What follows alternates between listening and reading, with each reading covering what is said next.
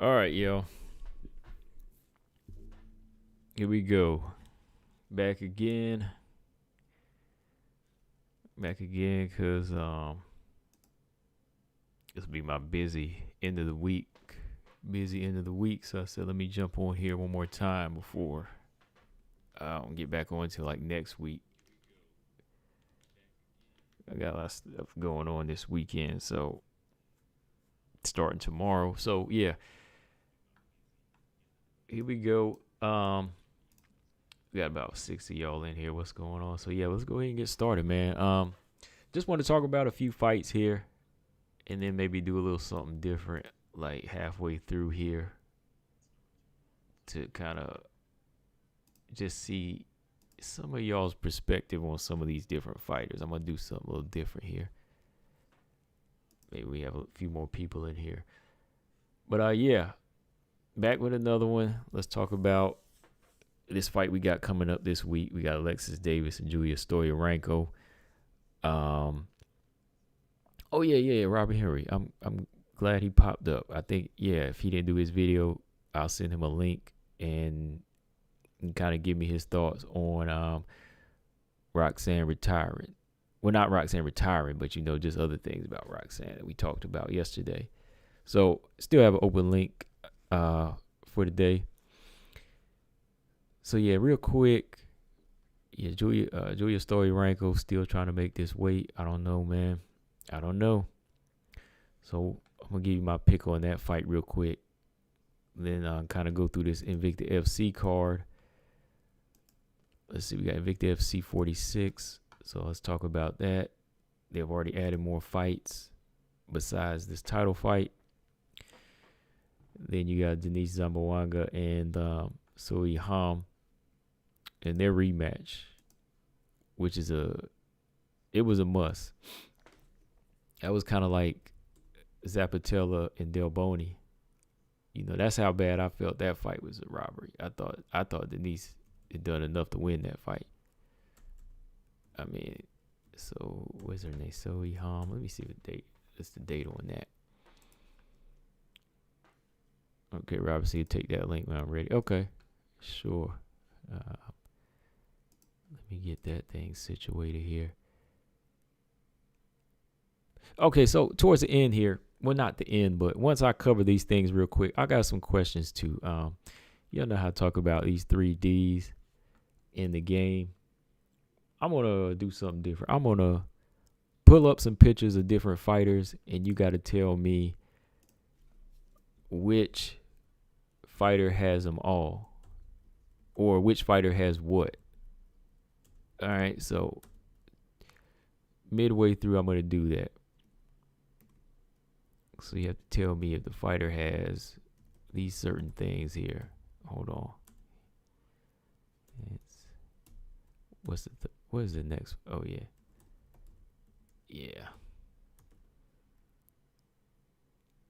Yeah, this is what it is. I'm putting up a picture of a fighter, and you got to tell me if they have all three or which one of those they have. So, y'all think about what that means. All right. Well, let's see, man. Alexis Davis and Julia Stoliarenko. Like I said, it's not really like a major fight, so I'll be quick on it. One prediction I am pretty much sticking with in this fight is that there's going to be blood. I think it's safe to say there's going to be blood in this fight. I mean, who going to disagree with that, man? Julia Stoliarenko, she'll lead in head first in a lot of her fights, and Alexis Davis, she's a banger. She'll come in there throwing hands and stay wide open. That last fight with Viviane Araújo a little while back, that was one of them ones I was like, wow, she is taking hits, man. I mean, some of her early fights in her career, you go back and look at, like, Alexis Davis is she's one of them tough ones, man. And it shows. I mean, you see the scar tissue on her. So I think that's the one thing I can be spot on about is there being blood in this fight, right? I think I'm going to pick Alexis Davis in this fight. I think I'm going to go with her experience here. just in the fact that she looks good at this weight, there's really no need. There was really no need for her to stay at flyweight because she was cutting down to 125, but she went on like a 3-fight losing streak at flyweight. But as soon as she moved up, she started looking stronger. I know that was Mazo, but still, like, she looked better last year. She did lose to Pena too, so, that it's not saying a great deal, but I think she still has enough in her to out-wrestle and outwit Julia Stoliarenko. But Stoliarenko's tough. I just don't know about this weight, man. That last time out, when the way she looked, the way she passed out, that wasn't a good look. That wasn't anything saying that you need to keep fighting at bantamweight. If anything, Julia Stoliarenko need to be up there with Norma Dumont and them right now, trying to fight at 145. She's got too much on her to try to cut down. What did she say? She said that it was something else, like just some rush weight cut or something like that made her pass out, but I don't think so, man. She don't need to be at this weight. Marcus said Alexis looking to get the fight to the ground. Yeah, that's her best bet is, her wrestling and getting the fight down. She's definitely going to be going for that. But somebody's definitely going to get opened up. I can tell you that now. I'm going to go with Alexis Davis in this fight. But you never know. I'm not, like, hard up on it like I'm saying that's what's going to happen. Because I still know Stoliarenko, she can hit. She can throw some strikes too. Her combinations are pretty hard. But who y'all got, man? Who y'all got in this fight? Stoliarenko and Davis. Let me know. All right. But yeah, let's see. We got this card coming up next month, man. Invicta FC 46. Somebody out there doing something by my window. Dang. Rob Henry said, I'm not picking against Alexis Davis again. I'm showing her OG respect this time around. Plus, these fighters who suffer from weight cuts seem to be falling apart by the minute. TJ said Davis is running on fumes these days. Might be a surprise here for some. I agree with part of that, Robert. I want to show her OG respect. I'm going to pick her, just to pick her because she got a lot of experience, but she did go on a hard 3-fight losing streak a little while back. If Stoliarenko bring in the power, it could be ugly. But I think Alexis looked stronger when she moved up. I think she did look stronger when she moved back to bantamweight. Could be an in-fight for either one of them. Who knows, man? Alexis Davis already up in the she's already up, man. He's already up to Alexis Davis already up to what, 11 losses now? She about to hit the teens pretty soon, so I don't know.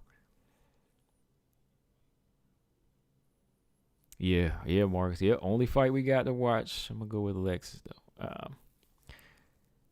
All right. Invicta FC 46, March 9th. We got this card going down. What is March 9th? Is that like a Wednesday or Thursday? It don't sound like a Saturday. Because March 5th is a Saturday. I'm keeping that date because that's Marina Rodriguez versus Yan Zhanan and Jessica I versus Manon. This got to be like a Wednesday or something. Yep. March 9th, Wednesday. Invicta usually do their cards on like a Wednesday or Thursday. So, March 9th, we got Invicta FC 46. I enjoyed the last card, man, because Del Boni went in there and shut it down, man. She went in there and shut down Zapatella. But who we got this time? We got Karina Rodriguez back in the mix. Flyweight champion. What's her name? Who's she taking on? Ketlin Souza. I think this is her first fight in Invicta. Man, Karina Rodriguez, she been around for a minute, though, man. Like, she been getting better as a fighter. If she continues to, keep doing what she's doing, it's about time. Well, I won't say she need to take more time, but it's like the UFC should have been signed her, I think. It's definitely not a failure to sign her, man. Karina Rodriguez brings a lot to the table to me. Just going back and I was looking at some of her past fights the other day, But this is a good look for her, go in there like you did, win the belt, defend that belt. And maybe they'll be looking to sign her one day, especially when they start cutting out some of these other flyweights in the UFC. Who knows, man? Like, you might, well, they got rid of Liana Jojua, but what if Sarge, what if she got cut? What if she got cut and they bring in Karina Rodriguez or something? That would be crazy. You never know, man. Yeah, Let me see here. All right, I got it here. Invicta FC. Let's see. You got 5 fights on this card. Let's go up from the bottom up. I know Fatima Klein. I've seen her online before. She's up and coming strawweight. She's been training with different fighters. Everybody from Rose. She does a lot of grappling tournaments. She doesn't have an opponent name yet. Then you got an atomweight fight. Monique Adrian versus Paulina Granados. I know Granados. She was in that tournament a little while back with Del Boney and them. Then you got the strawweights. Danielle Taylor's back. I remember y'all saw what happened to Danielle Taylor last time. She's back against Liz Tracy. Then you got a couple of flyweight fights. Diana Tucado. She fought for the belt against Karina last time out. Lost. Melina Dudieva. Wasn't she like one of the first Russian fighters they said signed to the UFC? Yeah, Dudieva was on. How long was she in the UFC for? She only in there for like a little while, right? Man, that was a while back when I gotta look that up. Hold on. Dudieva was like one of the first Russian female fighters they had signed, I think. And I think she only stayed for like 2 fights, if I'm right. Was she ever signed to the UFC? No. Yeah. Way back, right? Dudieva, dang, man, that was years ago. Let me pull her resume up here. Milana Dudieva, because when I think of that name, I think of like 2014, 2015. Let's see. Yeah, Milana Dudieva's been around for a minute, She was in the UFC back in 2015. And yeah, she only had 2 fights. Yeah, I was right. Yeah. There were 3 fights. She lost 2 fights. Won 1 fight. Oh, man, Elizabeth Phillips. Yeah. Like, she was way back. Elizabeth Phillips was her only win. Then she was stopped by Julianna Pena. Then she was stopped by Marion Renault. Then she was cut. She went 1-3 in the UFC, was cut. She was only fighting once a year, too. She fought once a year. So after she went on a 1-2 fight streak, they got rid of her. So Dudieva went back to Invicta. Now, I remember watching some of these Invicta fights. I mean, Vanessa Porto beat her good. And she stayed in Invicta for a while, man. She stayed like 5 or 6 fights. So she's one of them veterans, man. We'll see what she can bring to the table, though. Diana Tucado was tough. Like, Karina Rodriguez didn't have an easy win. That wasn't an easy fight for her. So that's the co-main event. Then you got Karina Rodriguez versus Ketlin Souza. What did I say? This is Ketlin Souza's first fight. First fight in Invicta. I think it is. Hold on, let me check. Yeah, it is. It's her first fight in Invicta. She's been around a minute too, though. Like 6-7 years in the game. So she's fighting an experienced fighter that usually fights a bantamweight. But I think that Karina Rodriguez, she can do a little bit of everything. She can fight in the pocket. She's got good striking, decent ground game. Working with Lobo. She's solid. But it's gonna be a good one, I think. This Souza fight, because she bangs, man. It's gonna be a good fight. But yeah, from here, I think Karina Rodriguez, man, if she wins and looks good, man, the UFC might want to consider giving her a chance. I know Karina's like 32, right? Hold on, how old is she? No, 36. Dang, yeah, she's 36. I don't know. What do y'all think? Y'all think it's too late? I don't know, man. Give her like a 3 or 4 fight deal. She might do okay. 3 or 4 fight contract. Yeah, I forgot though. 36 years old, Karina Rodriguez, man. Time might be passing her by to get to the UFC. I give her a chance, man. I give her a chance. I mean, she brings some. She could bring some, veteran skills, experience to the game. TJ said, looks like Chikagan is out. Sarge is gonna get cut. Sam's gonna get cut. Mazzo's gonna get cut. Dang. Yeah, they cut her. Like, well, they ain't cut her, but you said it looks like she's out, or is she really out? Or are you assuming? She hadn't really went on record to say anything like she done. Like, I don't know. Marcus said looks like Felice will be making her return. Shoot, man, she's one that needs to go though. I mean, right? TJ says she's an overlooked talent. Okay, yeah, you playing. So yeah, we got this Invicta card. I think these flyweight fights on this one's gonna be pretty good. Karina always brings it. So I'm looking forward to that March 9th. Maybe they'll add another fight or two. Who knows? Maybe I'll be on to call that fight or something, or call that card. I'll see if I have the time. What else? Denise Zamboanga, man, about time they get her back in the mix, man. I thought they should have did right by her by putting her in the tournament, but they've been giving Zamboanga a little hard time here, man. But I'm glad that she got this rematch, man, because she came into the fight undefeated against Zoe Ham and thought she did enough to win. Close fight. It had its close moments, but I still thought Zamboanga was closing every round out strong. I know they do their fights by the fight as a whole, but if you look at it as a whole, Denise Zamboanga, to me, did enough. I thought she did enough. Like, Zoe Ham is a good striker from the outside, but other than that, she was not handling pressure well. And she was getting hit with good punches and good kicks. So that fight is rescheduled, let me see, for March 26th. Who else is on this 1FC card? I saw there's a 1FC show on Netflix now, right? Oh, yeah, okay. It's on the Stan Fairtex Angela Lee fight card. Okay. Yeah. All right. That's good. So you got Zoe Ham, Denise Zamboanga. Then you got Stan Fairtex and Angela Lee, both on March 26th. Yeah, that's gonna be a good one,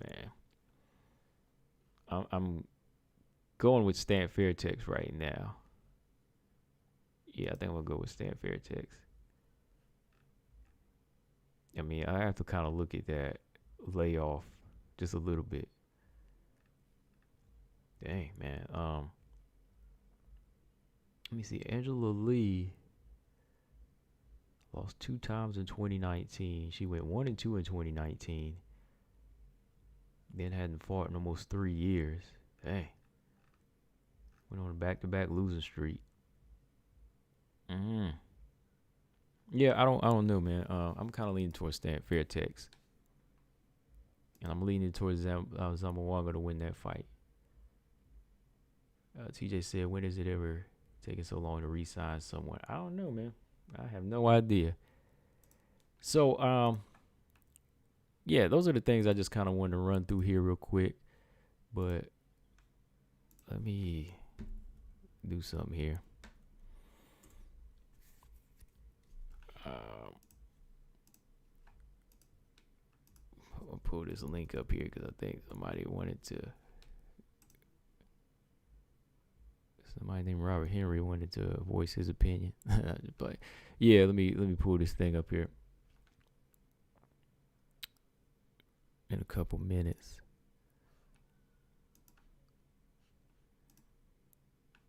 All right. Yeah, I don't know, man. It's almost like they really can't decide what to do with Caitlin Kagan right now. Like, they seem to be taking a while to really re-sign her. And I just think that's strange, man, because usually if they are going to take you back, they'll usually do that negotiation at your last fight. When you're on your last fight on a contract. But they've been pushing it. Like, right now, she's just considered a free agent. So she's kind of in that situation right now, man, where it's like, you really can't just think you're all good because you're number 2 You know, everything's all good because you winning. And I mean, I think that's wrong, but I don't know, man. He said, when was it ever taking so long to resign, and when she's winning too? Yeah, that's the weird part. Like, I don't get that. I just don't understand that, man. Hold on. I might save the other part for next time, I think. Wait a second here.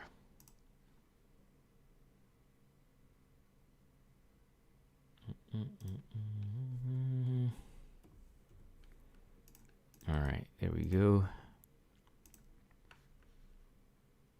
Yeah, I had somebody who wants to get on, get an opinion. I sent you that link, Robert, if you want to, jump on and, speak on this a little bit.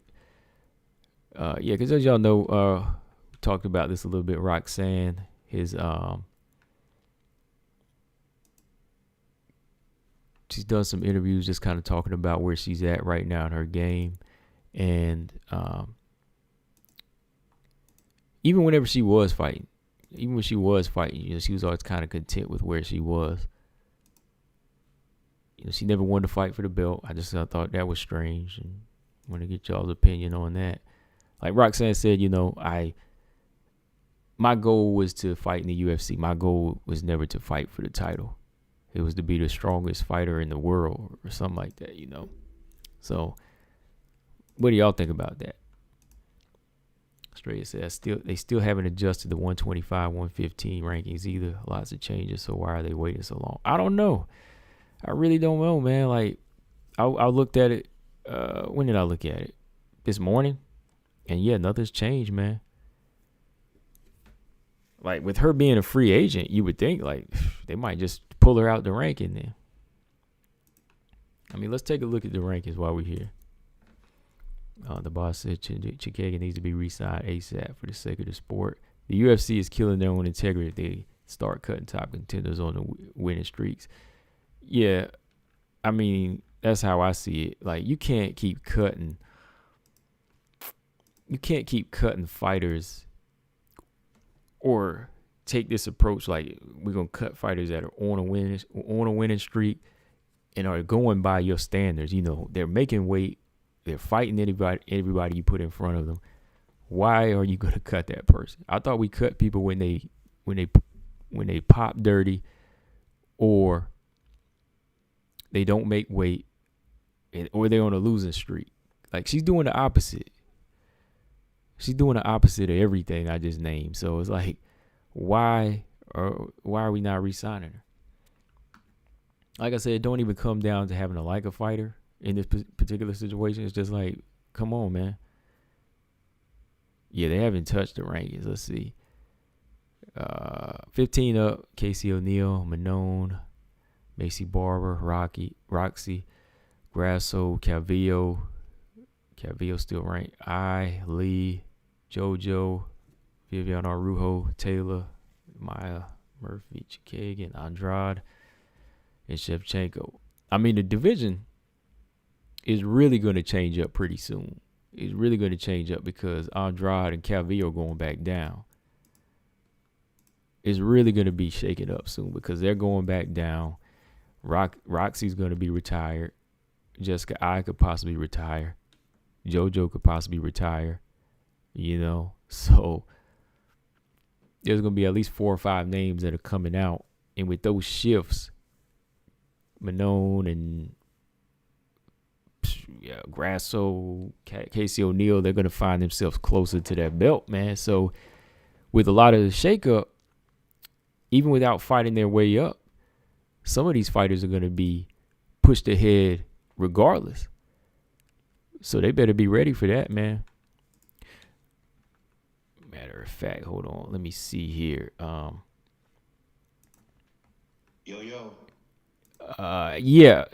Hold on one second. There you go. Okay. I got you. Since I'm on OBS, I'm going to probably have to mute every time my mic or your mic just so there's not like an echo. Okay. Hang on one second.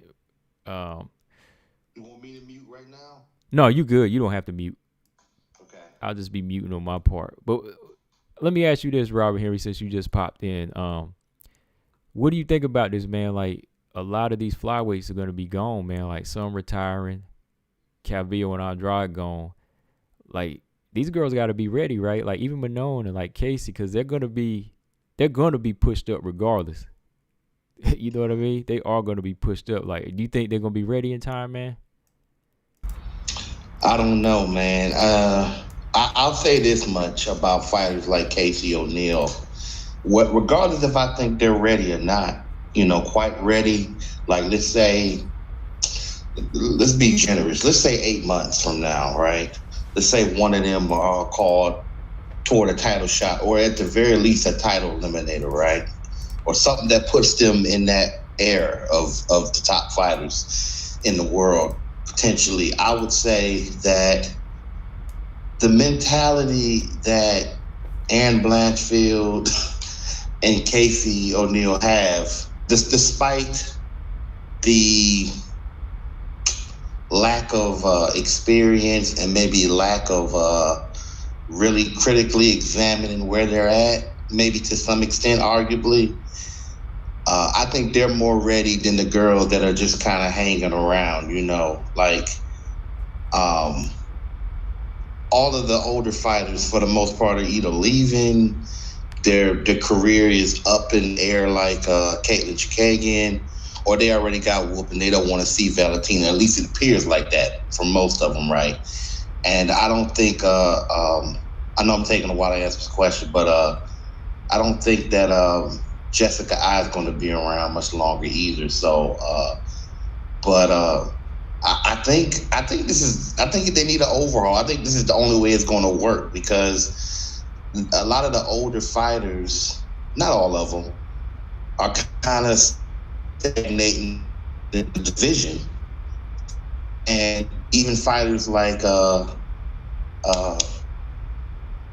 KGB Lee, I feel like they're not ready. They're not ready. Like they like, if you're over 30 and you've been in that division since that division was started, in my personal view, you don't have no excuse for not taking a title opportunity, especially if you're on, I don't even think you necessarily got to be on a 3-fight win streak, but if you're on some type of win streak and you got momentum, I mean, I should think you should at least be calling at least for an eliminator. You may not get it, but so my question is, they're somewhat ready, but I don't think they have a choice at this point. That's kind of, I don't know. I hope that helped.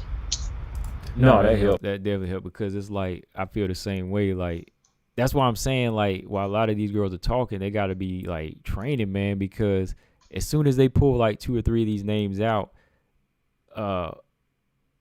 if Macy beats Montana, she gonna wind up being number 10 again, or Manon gonna wind up being number 10 or 8, regardless if they ready or not. So it's like, yeah, I feel you on that, man. It's just got to be like, hey, you there, you're gonna get it now, whether you want it or not. But like, one last thing, I'm gonna cut you off. Oh, go ahead. When I look at people like Valentina Shevchenko, right? I have a lot of respect for her and what she do. It doesn't mean that every single thing you got to agree that she does and say, per se. I'm not saying that to say anything disrespectful or overcritical. I'm just saying that, no fighter is perfect, and nobody's perfect. But at the end of the day, when I look at people, like when I start getting really deeper into WMMA and just MMA in general, like, combo, she make me feel inadequate, and I'm not even a fighter. You feel me?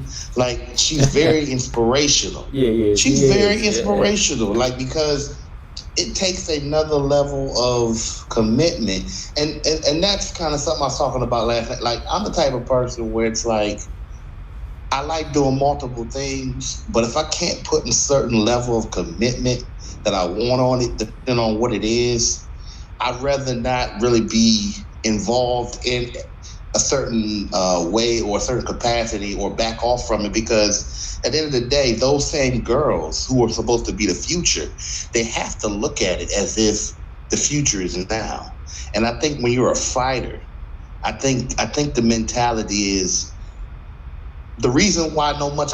It's like I almost made a video on Casey O'Neal's statement, right, about the belt warming up for her. But when I look at the girls who do the opposite, and the person we're gonna talk about, getting ready to talk about, who didn't even want to, fight for the title and had that level of success in her long career, it's like I'm still more in favor of the people who have that delusional mindset of, I'm going to beat you.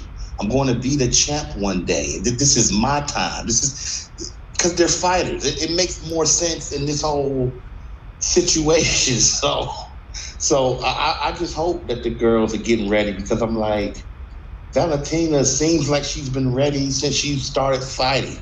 I'm not saying that she doesn't have to push herself someday. I mean, she's exposed to dieting. It's not always easy for her.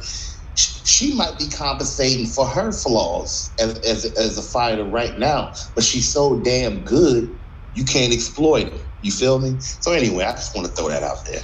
These girls need to really take it serious now, because the future is now for them. Because that's a serious division. It's turning into anyway. No, that's a good point about, like, even what you're saying, like, multitasking. Sometimes you got to be like, man, I got to put this down and focus on one thing, man.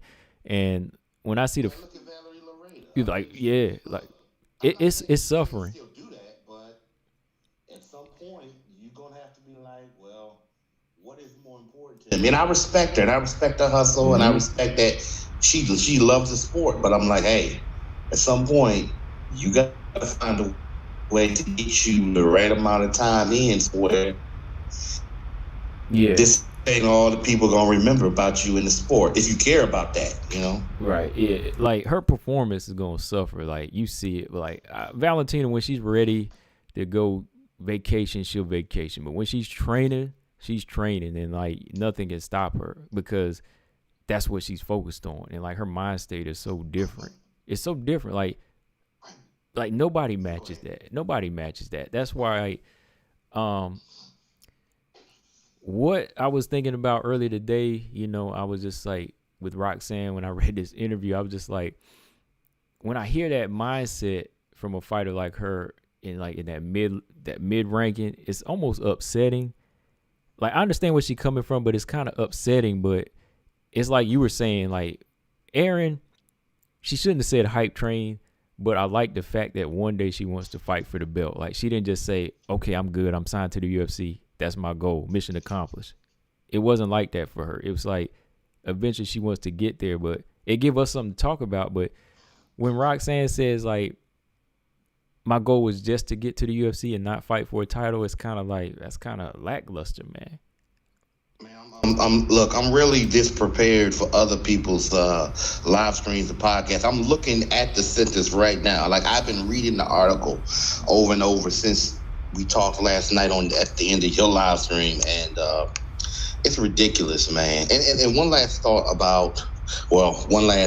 for the moment about Valentina is, in reference to what Valerie Loretta is doing. Now, her situation is a little different, but if you pay close attention, on the low, Valentina does like to do a little bit of glamorous stuff, but she keeps it in a certain context. You feel me?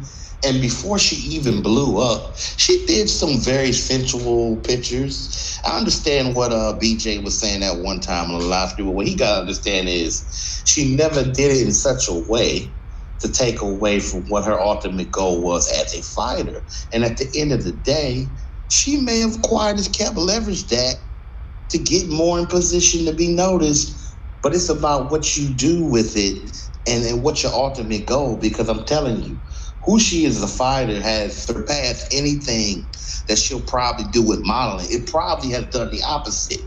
Whereas Valerie Loretta, her beauty, in modeling has raised her status as a fighter to whatever degree.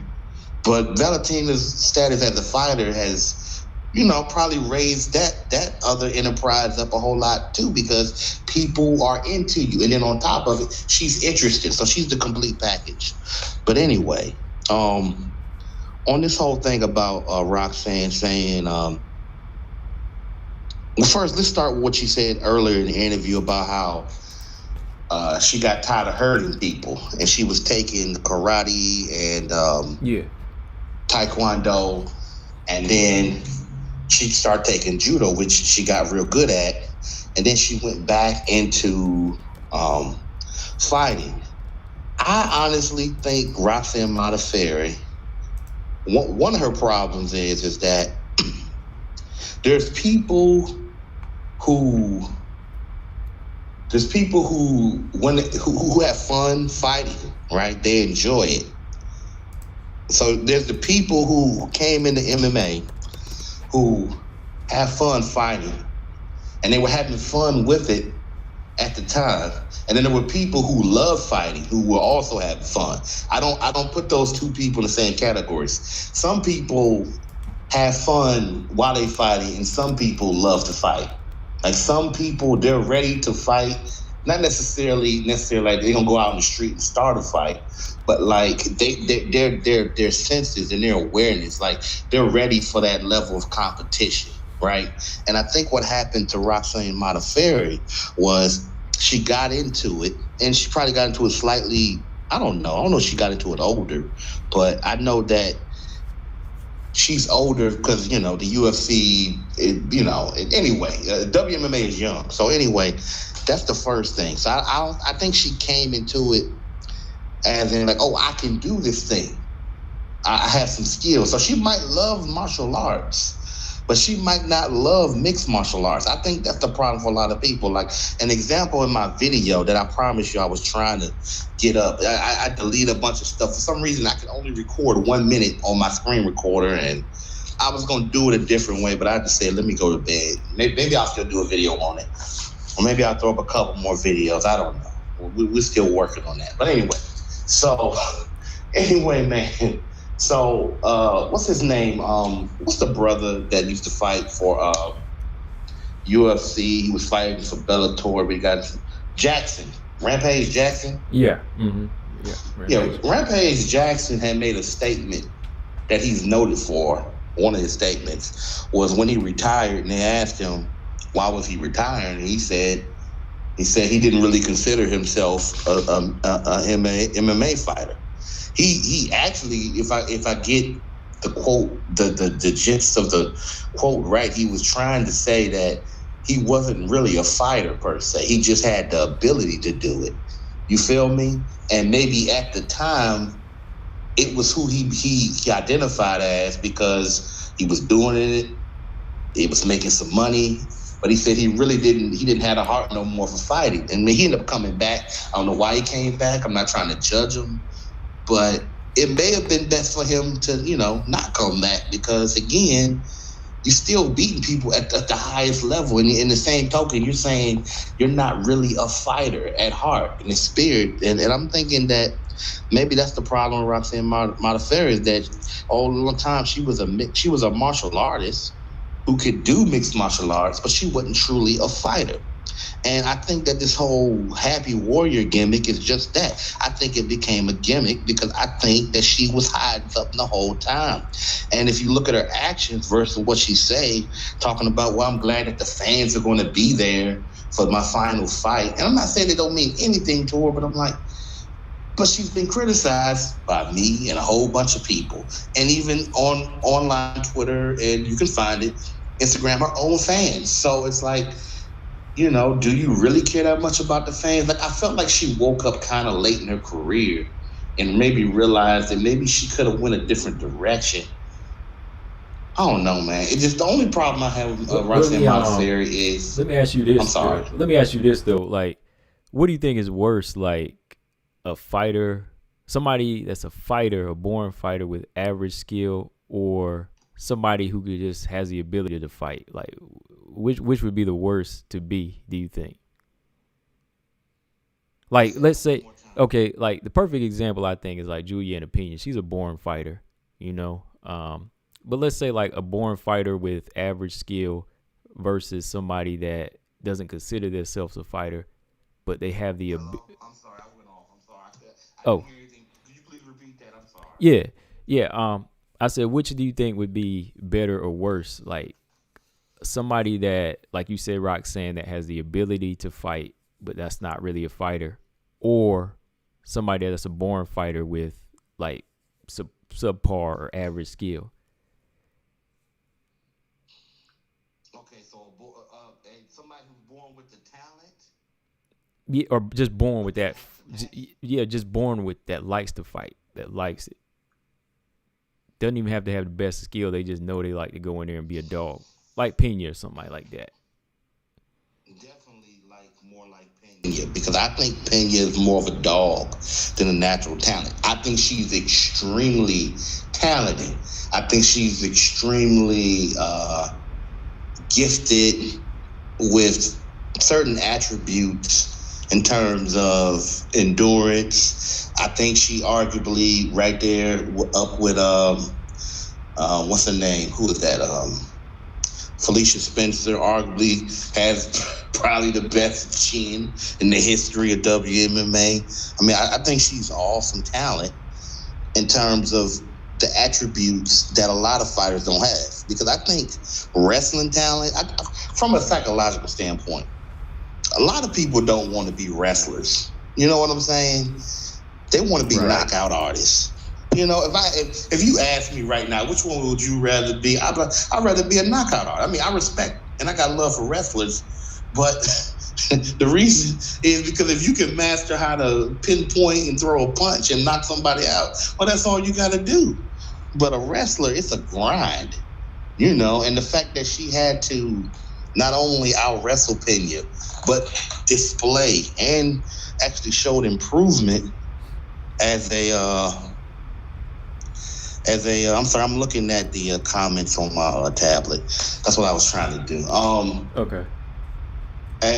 Yeah, but, you know, to go out there and outstrike somebody who's a better striker. Now, Amanda started off as a grappler, you know, as well. A lot of people forget that. But to grapple the way that she did, and I mean, not just that fight, but, you know, and, you know, she was like me. She said in her interview she was a fat kid, you know, but she overcame it. She started off from like just doing like basic, what they call women's aerobics, and became a fighter, became an absolute savage in WMMA. So I could tell though that this was going to be a serious fight. Now I'm not going to lie and say I picked Pena to win. I picked Pena as my fan favorite. This is a fan pick. I believe she can do it, but you know, I say the odds are against her, so I kept it real. 30% is a pretty fair chance, right? I mean, like I said, 70-30. Like I'm 30% for somebody that is facing somebody that's considered the GOAT. That's a pretty big chance, right? Well, 30% chance in a title fight against somebody who most people consider the best to ever do it, or at the very least, the best in the game at the moment.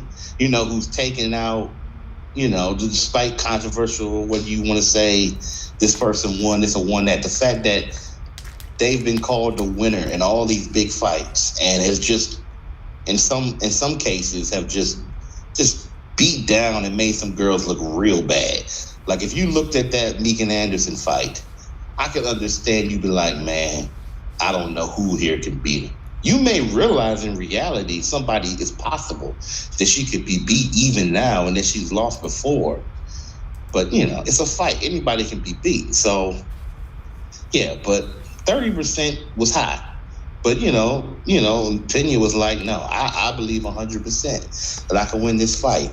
And that's a good fight to study because it looked like, at so many angles, it looked like she was really losing that fight. But if you listen to the interview and you watch what she was doing in that fight, she was right there with Amanda. She did get caught a couple times in the first round. So I mean, Amanda clearly won it. I'll say she won it. I'm not gonna say she blew her out the water. I can understand how you could say that. Okay, man, this fight about to be over in about another round and a half. But I think going back and just to get back to it, that dog. I mean, I think Pena loves fighting. As a matter of fact, I think that's why she probably lose some of these fights, because she's just so damn aggressive at times. Like, she was close to closing out that GDR fight, and respect the GDR for doing what she had to do. But Pena, Pena's the type of fighter who either you gonna finish her or she gonna finish you.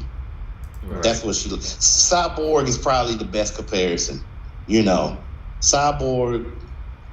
I mean, if she don't finish you, she gonna make you feel like you almost got finished. You gonna come out of there feeling bad. You come out there bad. Look at the fights that she didn't finish people that she won. Felicia Spencer. I mean, she got close, but Felicia, that was a tough beating. Yeah. Holly Holm. I mean, those are people who they're not trying to leave it up to the judges. So one way or another, even if it's up to the judges, it's going to be as about a clear unanimous decision as you're going to get. You feel me?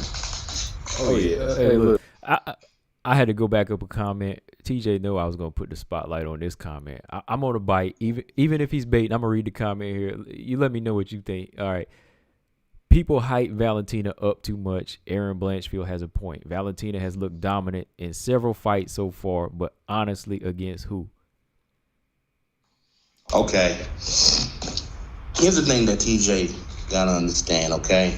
When he says against who, right? Either this is a double bait, because either he's trying to go back to Amanda, which is not a factor right now, all right? Because this is a different. This ain't got anything to do with the 135-pound division, so we can throw that out. And then we're not talking about anybody. I don't think that's outside of the organization that maybe he or somebody thinks that can give her a run for her money, right? So we can throw that out.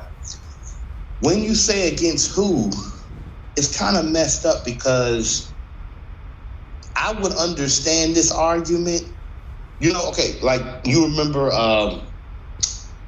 Rocky Marciano, right? And the argument against Rocky Marciano was, despite all those victories, he was basically, for the most part, and there is some truth to it, there's an argument for it that most of the people he fought, even people like Jersey Joe Walcott, was always older than him. So when he knocked out Joe Louis was washed up. The other people, they were just washed up.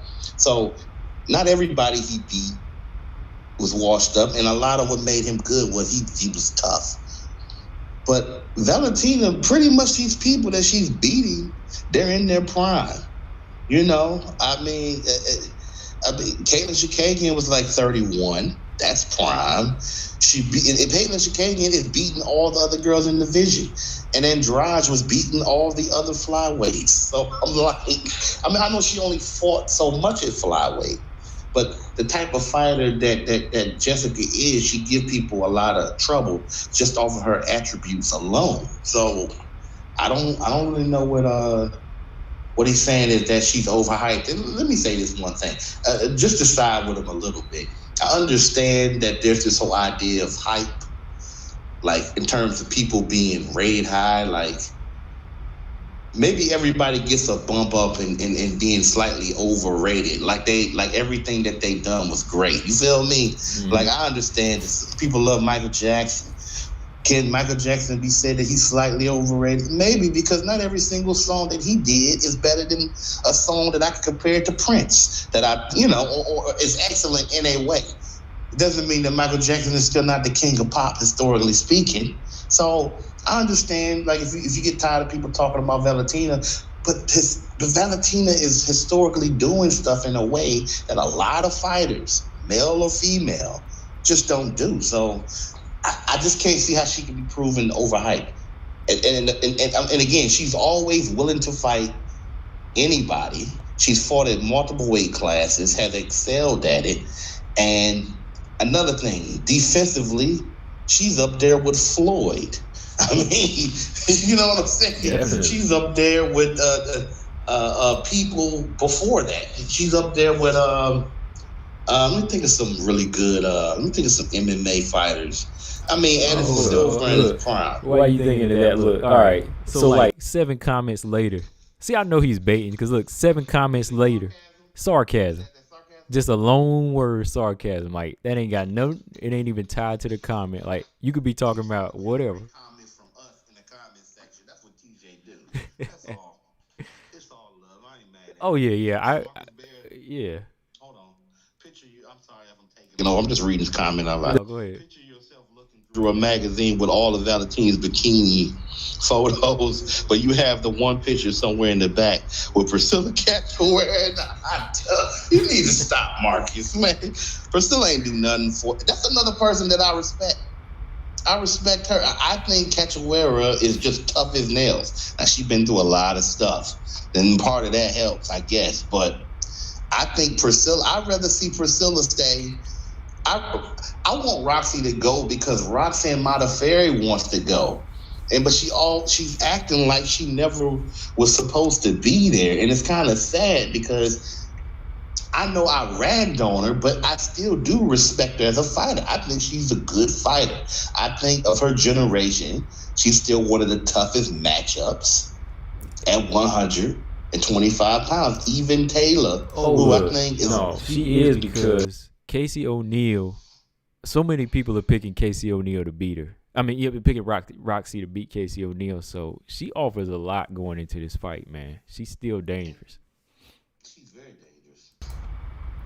Oh, hold on. Here, Straya said, has the competition level at 125 increased in recent times, though? He said Manon, Grasso, Blanchfield, Chikagan.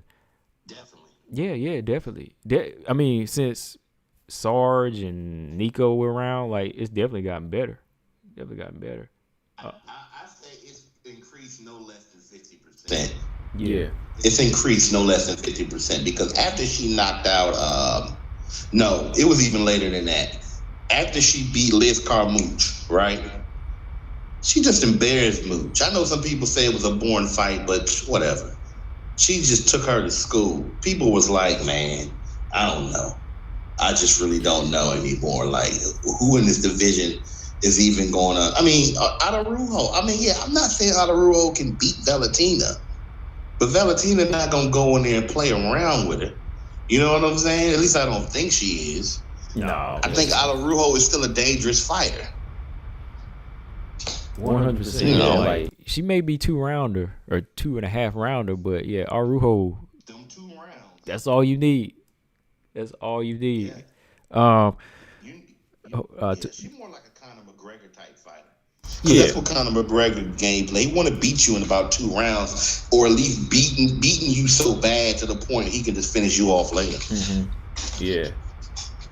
The boss said this. Hold on. The boss said it's about how Valentina beat him. Take Chikagan fight, for example. Shevchenko outstruck her at distance easily. Yeah. So, like, even if TJ was just baiting or sarcasm, like, that's what a lot of other people still think about Valentina. Like, they think she ain't fighting anybody, but everybody else in the flyweight division is pretty much 50-50. Like, you don't know who's going to win against Jessica, what's her name? Jessica Andrade and Caitlin. I picked Caitlin to win that fight, or JoJo versus Grasso, or all the other fights are 50-50, but when it's Valentina, it's always her because she's just on a different level. But they're showing their talent because they're all evenly matched. You know what I mean? Like, their styles are all like gonna make for an even fight. But when it comes to Valentina, she's got everything covered.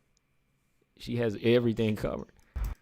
She has the best attributes of all the other fighters, but in some way seemingly more, because it fits. So she fits it into her game so well. Like, Valentina seems like one of the more self-assured fighters I've ever seen, because she never panics. I'm gonna tell you another fighter that reminds me of that. I wonder if he'd either move up in weight or just kept fighting, because I'm not too much caught up over double champ or moving up in general. Khabib never panicked, even when he knew he was in trouble for 1 second. Or like when Poirier got him in that headlock. I mean, looking back, maybe he could have did something a little bit better, because he said he didn't really put it in right, and he said he kind of did it almost in a desperate way. But, like, Khabib just doesn't panic. He doesn't panic. With Justin Gaethje, he just said, I'm just going to keep coming at. I'm not worried about his kicks. I'm not worried about his punches. And I think that Valentina I mean, the most that I've ever seen Valentina in trouble. Let me know if I'm wrong, because you watch a lot of footage. The most I've ever seen Valentina in some trouble, where I thought, like, man, she could get finished. That's what I mean. Because even against Julianna Pena, she was in trouble, but I didn't think, oh, man, she about to get finished. Was in the first fight against Amanda, when Amanda was starting to kind of drop some elbows and punches on her. You remember that? Yeah, I would probably say anytime she was in there with Nunes, it was always like a time of thinking lights out, because that's why she approached the fight the way she did. Like, she was always in respect mode with Nunes. So that fight was always, both of their fights were always tense, because she was fighting so much more timid against Nunes, because she knew what was there. Like, every moment was kind of a scare in that fight for me. Like, especially, that first fight, and just them leg kicks she was hitting with Valentina in the first fight were kind of like offsetting her. So yeah, like, I don't see any other fight where she ever looked like, like she was just out of control. Like she didn't have the ability to control her opponent like she will with even Andrade. You know what I mean? That's like Andrade. That was just like the craziest thing I ever seen today, man. Like, what she was able to do. 3-level chess versus checkers almost. And that's not to throw dirt on Andrade's name, because I think Andrade was legitimately trying to win the fight and doing what she could. But at a certain point, it was like you could see that Andrade doesn't really know what to do. And, and then she's gotten completely taken out of her game, which is be more aggressive. And now she's trying to outthink somebody that's better at that aspect. So, but I just wanted to say that that first fight was the only fight where I thought, okay, she may legitimately get finished. I understand what you mean, though, because, if you're worrying about one punch or just a couple of a combination of punches, then you are more on guard than you would usually be. Yeah. All right, Stray asked this. I'll let you answer this. Which of the new girls is the biggest danger to Valentina? Of all the new girls, it's a toss-up for me. I mean, I would say Taylor Santos, because of her physicality. I think she has the physicality side. Now, the problem is, can she really endure on a level? Can she put the type of pressure on Valentina, intelligent pressure on Valentina, that will make Valentina, like, you have to throw Valentina off. You know what I'm saying? Like, that's the only way to, like, and unless you just have so many attributes to where it can kind of, and even Amanda, if you look in those fights, at some point she's like, all right, I got to take her down. I got to do something different. So you can't just stand there with her all day, per se.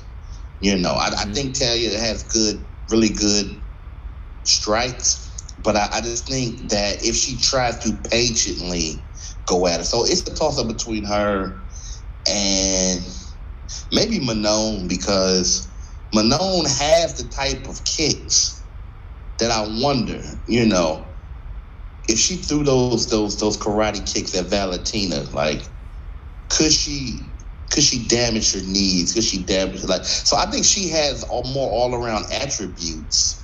I'm not saying that Taylor Santos doesn't have all-around attributes, but at least they look, let me say it this way, her attributes look more attractive all around. And her striking is, like, really good. But, and again, she has an unusual strength advantage for the division. She's big for the division. I mean, I'm guessing naturally. I'm not saying that they're, cutting weight on a dangerous level, because they haven't had any problems with it so far. Maybe when they get older. But I think those have to be the two, because they have the size, they have the IQ, and they appear to have the mentality, I think Taylor Santos is just coming into, in my opinion, like, I think she always knew she was good, but, like, she's starting to kind of look more like a killer these days. So I hope that answers Streya's question. Okay. It's a toss-up between them two. Okay. What do you, like, the ones that aren't really, well, the ones that aren't in the top 10, like, we've been debating about this over the past. You've been here like about Casey and Manon, but like, do you see what I say? Like, whenever Manon just looks a little bit more brutal, like, and more dominating than some of the other girls, even like more so than like Aaron and them. Like, you just see like a level of brutality with the way Manon fights. Like, is it just me? No, it ain't just you, because I remember in her first fight, was it Victoria? Leonardo? Yeah. Yeah, when she fought her, the way that she finished her, I mean, them kicks and them punches, I said, that's pretty brutal. And then in the fight against, hold on, it'll come to me, but the girl, always on the tip of my tongue. What was the strawweight that she fought? Oh, Ricci, Tabitha Ricci. Ricci. Yeah.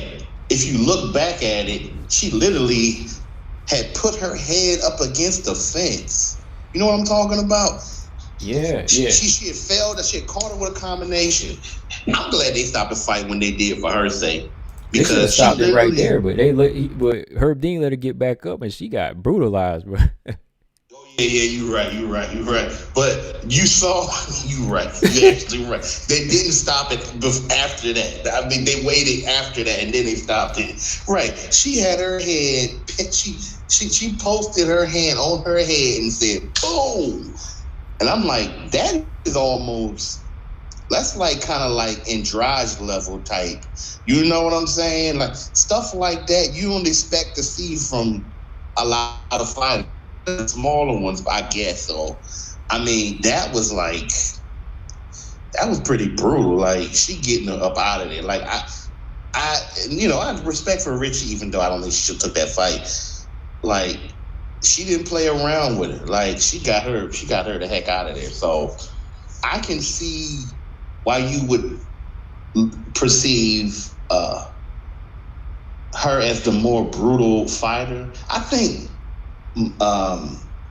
Taylor comes off, at least she used to come off as more like, I'm controlling the fight. You know what I'm saying? Like, it's more about me. I won't say she's more brutal than Taylor. I think they're like the most brutal. Like, when I'm comparing her to like Casey or Aaron, like around there.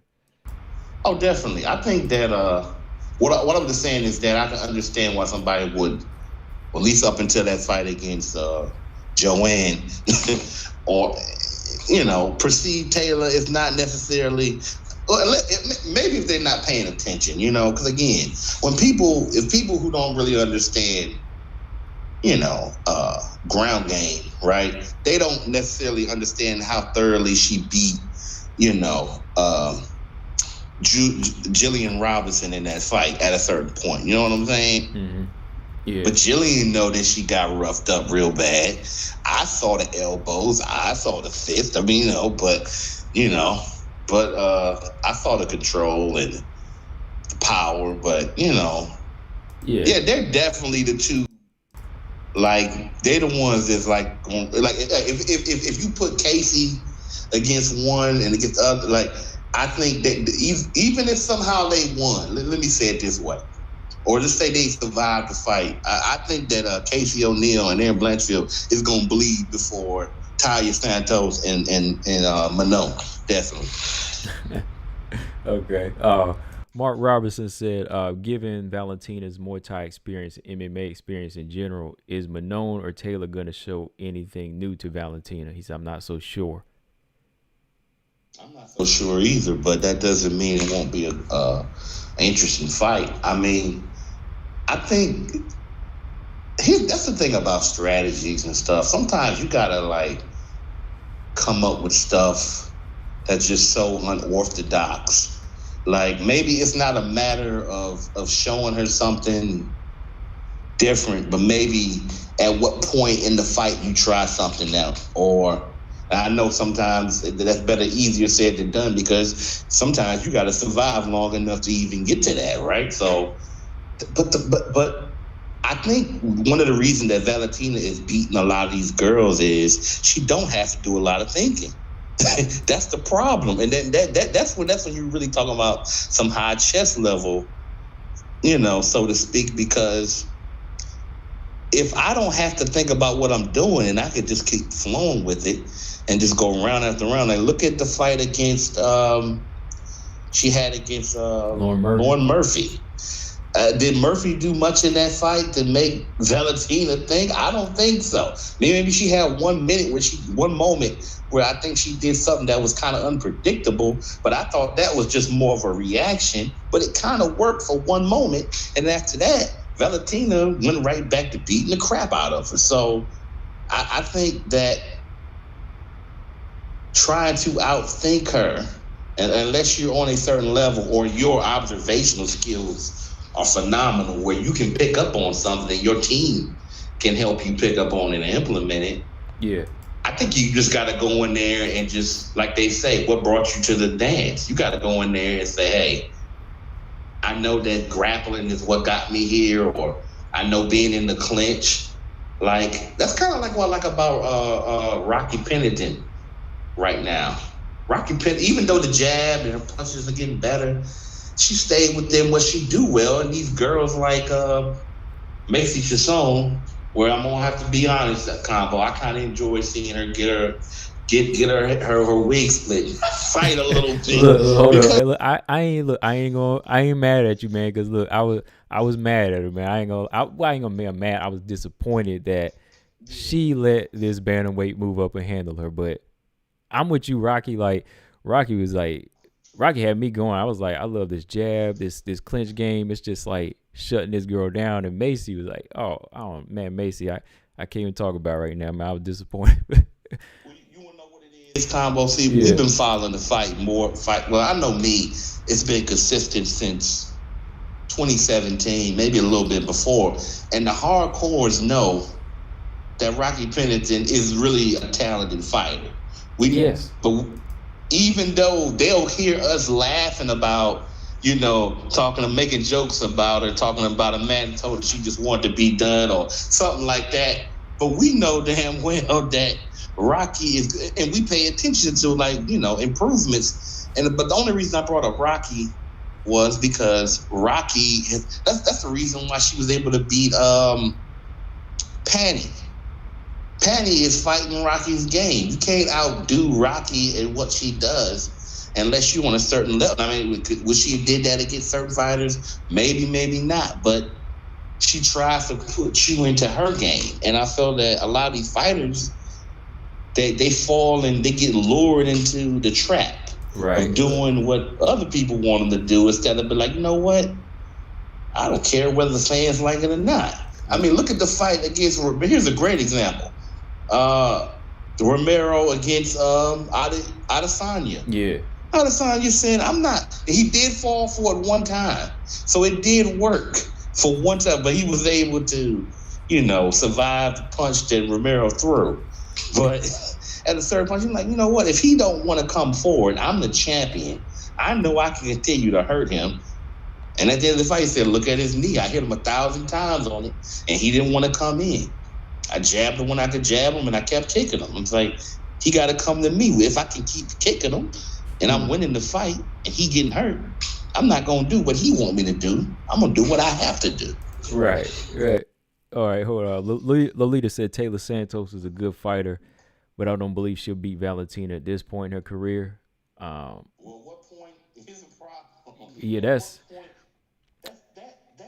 I understand where Lolita's coming from because of where Valentina is. Mm-hmm. But here's the thing that we don't understand. And look, and I normally, you would just hear me go right with what Lolita's saying, and I think it's pretty sound. But at a certain point, we're seeing this from our standpoint. Like, fighters can just have one bad moment. I'm talking about at the highest level. And it's very possible that they're never the same again. I'm not saying that's what would happen if Taylor or somebody beat Valentina. I'm just saying that does happen. I mean, or they can just have one bad fight. Look at Tony Ferguson. He don't even look like the same fighter no more. We were saying this was the guy that was supposed to be Khabib. You feel me? Yeah. And I ain't gonna call out no names because I'm not making a big deal out of it. But there were certain people who completely changed their tone about Tony Ferguson. I'm talking about the fighter. Well, you know, he was always kind of a wild fighter, but that's who he was. What happened was he ran up against somebody who was the perfect antidote for his problem. He got solved.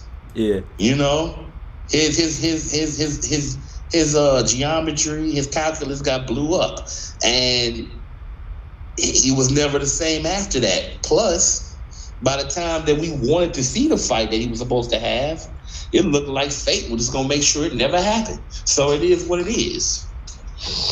Hey, all right. Gordon said, just curious, but who were all the fighters that Taylor defeated in one round? About half of her fights before she came to the UFC. How much experience has Taylor had against good fighters? Hold on. I saw some of them, but I don't think it really comes down to a matter of really basing off what she did to them. You know, those early fights, but she did fight good fighters in the UFC, and I think she's been able to showcase her power and her striking here. And to me, I think she definitely stands out over some of the rest of the flyweights, man, because, all right, yeah, Brian Williams said she has skills, athleticism, size, aggression. That's a lot of stuff, like he said, the other fighters don't have. That's what I was about to say. Like, a lot of the stuff Taylor has, some of these other ladies don't have. And we can ask that same question for Valentina in a way, like, when is she fought somebody with all of those tools in a single fight? Like, okay, Caitlin Kagan, she fought her. She has a little bit of hand speed and footwork. She nullified that. But Andrade over here, she's big, strong, powerful, compact, you know, can get in on the inside, but she didn't have anything else. But how does she handle somebody that has a mixture of everything, right? Like, Taylor could make it an interesting fight, I think. I mean, saying she can win now, yeah, I think that's a little steep, but you want to know something? I know what? This isn't how the system works, but if and again, Valentina earned the right to continue to fight how she fights. I mean, they're talking about the rules of the fight. Even though the rules of being in a championship fight are the same for the challenger, I'm saying that Valentina has proven she can dominate 3 rounds, 5 rounds. But I would think it would be interesting if they fought each other and it was only 3 rounds, because it changes possibly the amount of time. Like, some people think that Valentina would eventually figure her out, which is what I think is expected to happen. It may take a couple rounds, though. Yeah. So in my view, the way I envision the fight, if it goes to 5 rounds, let's say it goes to a decision or close to a decision, right? Say it take a minute for Valentina to get her out of there. Let's say, and I think mostly it would happen likely by submission, but she does have power, you know. Despite popular belief, Valentina probably can knock anybody out in that division after wearing down on them enough, you know. Lauren Murphy is not a slouch. I don't understand. Like, a lot of it is about catching people. You know what I'm saying? Some people think, like, Valentina needs to have some type of ungodly type power or something. I don't know. No, she don't need that. Nah, I think she's strong enough to knock anybody in that division out. But at the end of the day, I wonder in the 3-round fight. I know this is just fantasy, or scenario. But I think the fight would be interested in 3 or 4. But I'm thinking, like, man, if they went 3 and let's say Taylor started off pretty good, it could get really interesting. But, I mean, either way, it'll be an interesting fight. But that's just food for thought, you know. All right. Oh, boy. Come on, V. Kendra. You talking about Valentina ain't got no power. Thought she has 0 knockdowns. The girl's got power. I mean, she's got accurate hits. Hold on. Why do you think nobody wants to step in there with her, V. Kendra? Like, that's power. Like, it may not be Andrade power, but why did Andrade not want it with it? And why did Lauren Murphy say, as soon as she cracked me with that punch in the first round, my whole demeanor changed? That sounds like power to me. Who said that again? V. Kendra. No, I'm talking about who said they hold the change when they got hit. Oh, Lauren Murphy. Lauren Murphy said she got hit with like I can't remember if it was a left hook or the right hook, and she said when she got stung, like her whole mind just said, "Oh man, like it changed, man." That sounds like somebody that can hit to me. It sounds like something that's like real nasty. Like it's a type of feeling that you experience. Like they had that argument with Floyd and whatnot, but yet people either getting stopped or almost wanting to quit. Right. You know what I'm saying? So what I'm saying is it must progressively be messing you up. And if it's doing something to your mind, it probably hurts you in ways that's just as bad, if not worse, than just catching 2 or 3 and going down. Like, man, like I don't want to deal with this. You know what I'm saying? I'd rather have Valentina's power than Andrade's overall power. I'd rather have Valentina's overall skill set than Andrade's power. Any time of the day, because you can neutralize if it's just power and it's coming from somebody who's not on the skills level that you are. You can neutralize that. I mean, I think one thing that I do love and appreciate about Andrade's skill. Now, Valentina has this inner. She may not execute it in the same way, but she's just so violent. The stuff that she did, like the way that she knocked out Cole Cavendish, the way that she that body shot, the way that she just held Chikagian and just stabbed her with it. Like, girls don't fight like that. So I appreciate it, but in the same token, I see the drawbacks of having that skill, having that ability, but not necessarily maximizing the skill angle. So, I mean, because, Valentina basically just folded her up and put her in a suitcase and put her through the TSA and sent her away. Like, she just owned Andrade in that fight. All right, here's my man, Gordon Morris. Me and Gordon don't be agreeing with, but I know he loved Andrea Lee, but he said, Andrea's left hook broke Cynthia Calvillo's orbital bone. Has Valentina or Taylor or Jessica ever broke a bone with a punch? No, but they start some fighters. It's more than just breaking a bone. Like, Andrea Lee was just slowly chipping away at a fighter that's in front of you. Okay, so that's bound to happen, Gordon. Like, you continue to work your left hook, your jab on somebody that's standing in front of you with zero defense. Eventually, you're going to break it. But the thing with Taylor Santos is she went straight to the body on JoJo, came over the top with the overhand right. Down you go. I'm fine with that. I drop you before. I don't care if I break a bone. I just want to knock you out. That's my mindset. I'm sure Jessica Andrade, when she knocked out Carolina, is the same thing. And same with Valentina. Like, they ain't really worried about breaking bones. It's like, as long as they racking up wins, that's what it's all about. I mean, I see where you're coming from. Yeah, like, I see where you're coming from with the accuracy of her left hook, but, like, you need more than that. You really need more than that. Hold on, I can't even get out. Valentina psychologically break these fighters sometimes even before the fight starts. That's the highest level right there. That's Sun Tzu. That's Art of War. That's the highest level of generalship, ring generalship, whatever you want to call it. If I ain't got to fire a shot to beat you, or it takes me longer to progress to a victory, or I'm in more control, because you got to remember, you also got to factor in defense. Yeah, Andrea Lee was the superior striker, but she also took way more hits in that fight than Valentina would take from anybody. Exactly. Oh, and the boss, thank you. The boss, I always mention that, but I forgot here. The boss brought it up. Andrade broke Rose's nose, if I remember correctly. Exactly. Yeah, she broke her nose in that rematch. So yeah. So Andrade broke. Everybody in the comment section. All right, so you can bring somebody else and lose. No, we can debate that, but the reality is she can win that fight. Now, granted, did she win that round? Unquestionably, she won that round. You're not gonna get an argument from me at all. Them uppercuts. I don't know why Rose kept coming forward like that. And there's a weakness that I noticed that Rose has with like certain punches. Like her offense is really great, but that defense, man, they need to tighten that up in the next couple of fights, because even though I think she could beat Marina, I think she could still win that fight.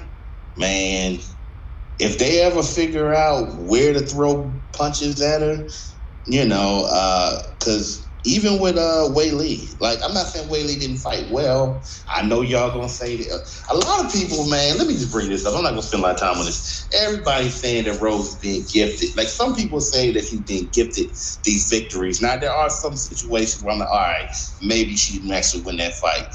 But she got gifted 3 or 4 matches. Like, I feel like other fighters, they wouldn't say that with. I might be wrong, but I feel like they would not say that she got gifted these victories. They would say it was a close victory.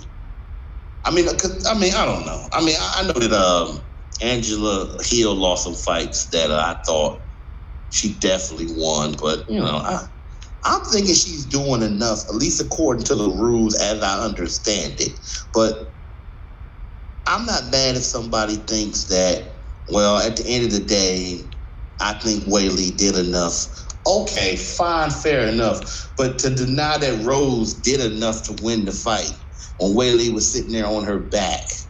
And the round before that, Rose, I think it was 3, was the clear round. There's a round in there where a lot of people say that Rose was already down 3 rounds or some ridiculous stuff. But anyway, I'm kind of going off track because I'm trying to stay within the flyweight division, but you know where I'm coming from with this. People just saying that Rose didn't win this fight or win 3 or 4 fights because, like, they even saying that Joanna fight, the rematch, she lost. I'm like, man, get out of here with that. No, she did. She did. Rose did win that Joanna. She won both fights. The only one I can really argue for sure, like the one exactly. You already took it. Yeah. And I even came around and said I can actually see that argument. Like, I can strongly see it now. I saw it before, but then once we went over it again, I said, okay, I can kind of see that, maybe Rose wasn't really doing a lot.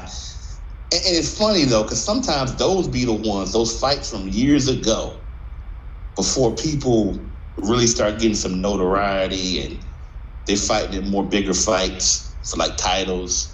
Yeah, I can see that. I imagine, man, if Tisha had like Andrade's power, she would be like crazy invincible almost, I think. Like close to it. Like she would be a monster. Like she would have the IQ and the speed. Like that would be something that, I don't think even Wei Lee or any of them could really handle, man. Because like that's the problem with Tisha, doesn't really hit that hard. Like she's too short to get in sometimes, and it costs her fights because she's tough, man. Like Tisha, one of the toughest strawweights, man.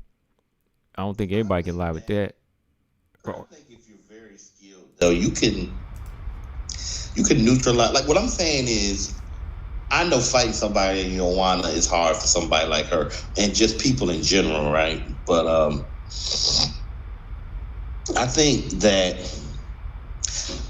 she has a good IQ. Let me say it that. I haven't seen evidence where I'm like, man, she has definitely the best in the division or among the best. But she's not far off because, and it's for one simple fact. And, some people may say this may not be a good way, a metric, whatever, but I think it's a legitimate metric. She's never been finished. Yeah. People who have much bigger names and have won bigger fights, they got finished. And I'm talking about they got brutalized. I'm talking about, even if they didn't get finished, they got brutalized. Like Wei Lee brutalized Joanna. And Joanna gave her a nice kicking too. I mean, she beat her up pretty bad too, but she got the worst of that, okay? Rose, no matter how much I've been a fan, got brutalized in both of those fights against Andrade. Andrade got brutalized by Wei Lee. I mean, Angela Hill hasn't got finished but once, but she's gotten beat up real bad, and she's gotten stopped. So I got to give her some credit. And maybe it's that survival instinct. She know that she got to work harder because she don't have some of those attributes that those other fighters got. Yeah. Let me go back to the flyweight division. Since he bringing up Andrea Lee, who do you think is gonna win this Viviane Araújo Andrea Lee fight? Well, I'm hoping that it's I'm hoping that it's not Andrea Lee. I'm hoping that Vivi can get her out of. Here's my thing about Andrea Lee, right? I think she's a talented fighter, right? Regardless of me not being a big fan of her and her sound effects. Sometimes she reminds me of Baby Holly Holm, but more irritating. That little I get tired of hearing that. It makes me not want to watch the fight with volume. But anyway, so as good as she is, I still think that she gets hit a lot. She's very vulnerable to strikes. I don't know what this narrative that Andrea Lee has a better jab than Araújo. I think Araújo's jab is sharper. It's harder. She can throw it from more angles. I think she throws better combinations. And here's another thing about Andrea Lee versus certain others, because we start off talking about tough fighters, right? Mm-hmm. Andrea Lee is tough. But if you hurt Andrea Lee early, even in that fight against Montana De La Rosa, I just think the fact that if Montana was a more intelligent striker and just a better overall striker, I think she could have beat her. I think she could have beat Andrea Lee. And I think she could have weakened her to the point where she probably could have finished her. She probably did it on the ground. I don't think Andrea Lee adjusts well to people who can hit hard. I don't think she adjusts well to people who can grapple and stop her takedowns. Again, Antonina, unfortunately, that was a bad fight for her, but still, she can't handle the grappling. Right. But if she could stop the takedowns, then we really gonna see how good Andrea Lee is on the stand-up aspect. I'm not saying that she would have been a slouch. She wasn't a slouch in that fight. But let's say the fight never goes to the ground. Mm-hmm. I understand why it got taken to the ground, because I did the same damn thing. You better. So, if I'm better on the ground, I'm going to use what I got. But I think that grappling... Here's the thing about Araújo. I think because of her gas tank, and she looks tired, and people forget she is pretty good at jiu-jitsu. She's good. Yeah, she's I think she's pretty good. It's just that gas thing. In that fight against... Now, some people argue. Now, I'm not saying you do. I'm not saying that I argue this, but, I don't know. I did feel in the Chukagian fight, there was, in that last round, some punches. Hold on. Zaman said if Montana wasn't Montana, she would win. That's a good line. That's a great line right there. If Montana wasn't Montana, and that's kind of sad. Is some truth to that? It is. It's some truth to that. And I think that's the perfect way to describe her in certain fights, because she should have beat Bueno Silva. Arguably. She should have. But she stopped working her jab. She could have won that fight. If she wasn't her, or she wasn't that version, the lacking IQ, the IQ went up 20 points and then went down 35. I don't know. But anyway, but maybe Montana get there one day. She only 26. Hey, on top of that, Mayra Bueno Silva got a point deducted in that fight, and she still came out with a draw. She still came out with a draw. Then again, that might say something about Bueno Silva. I don't know. I'm not gonna bring it up. I'm not gonna keep talking, because who's gonna be in the comment section if I keep talking about Montana. So we'll move on. But I'm gonna do this, and then I'm gonna transition to Chukagian, because I do want to speak about that for a few minutes. But anyway, in terms of this fight, I think that I honestly, the only thing that makes me think, I'm gonna be honest with you, and this is not taken away from Lee's game. The only thing that makes me think that Andrea Lee can win this fight or that Araujo can lose it is her gas tank. That's it. I think the grappling, I think she can cast her out on the ground, and I think she can outstrike her. And I think in the clinch, I think she can outwork Andrea Lee. So I refuse to pick against Araujo in this fight, but I know she could somehow lose it too. Yeah, I'm favoring Araujo early on just because I think even in the pocket, Araujo is going to be moving her head. Like, I was just going to look back at the Lauren Murphy fight. I think Andrea Lee edged out Lauren Murphy in that fight, but they gave it to Lauren Murphy. But Lauren Murphy was hitting Andrea Lee with clean shots. Like, Andrea Lee throwing these fast punches, she throwing a good jab, but like her head is on the line. Like, it's constantly getting touched. Like, that's the one thing she always comes up short in a fight because she doesn't really spend time on defense.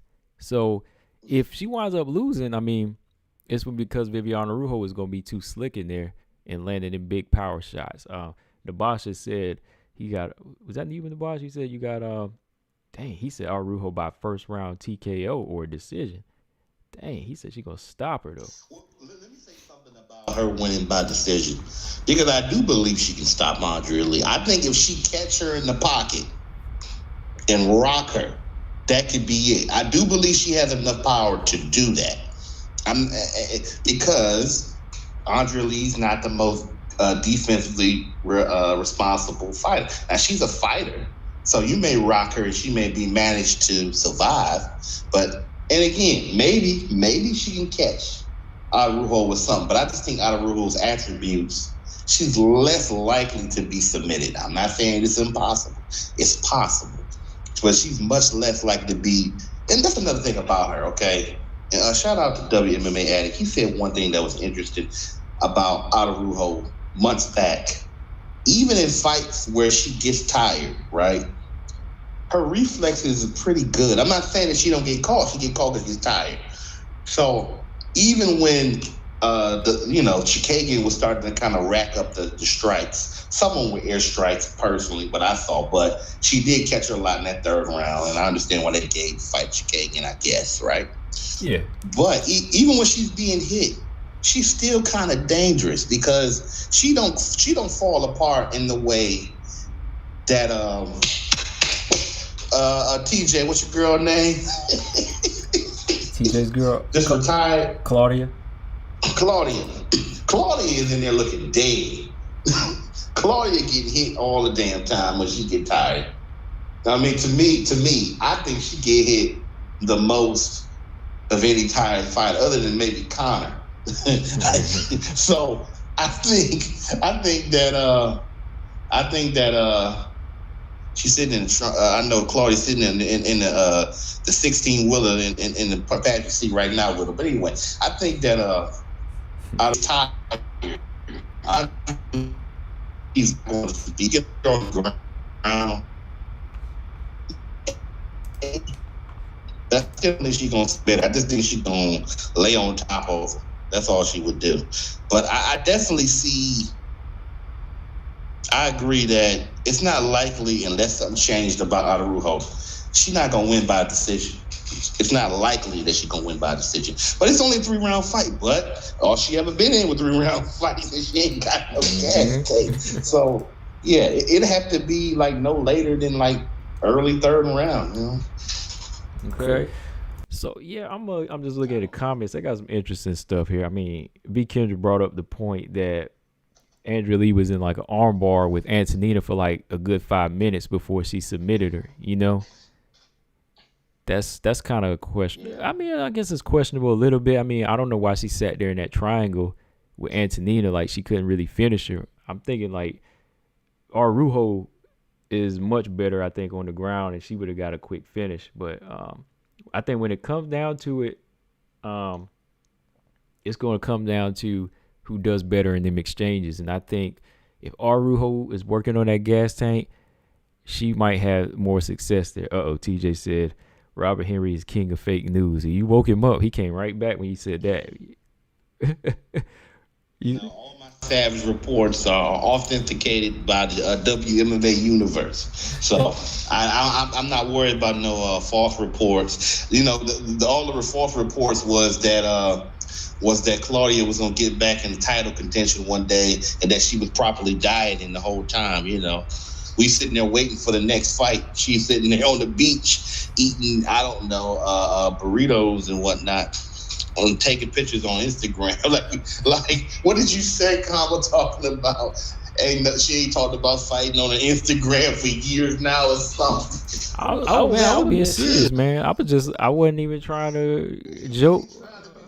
I wasn't trying to be funny, man. I just said, I looked up there and I was like, I ain't seen nothing since like 2018, man. I'm like, whoa, like, come on, like, I'm just playing, TJ, but I know you as your girl, but still, man.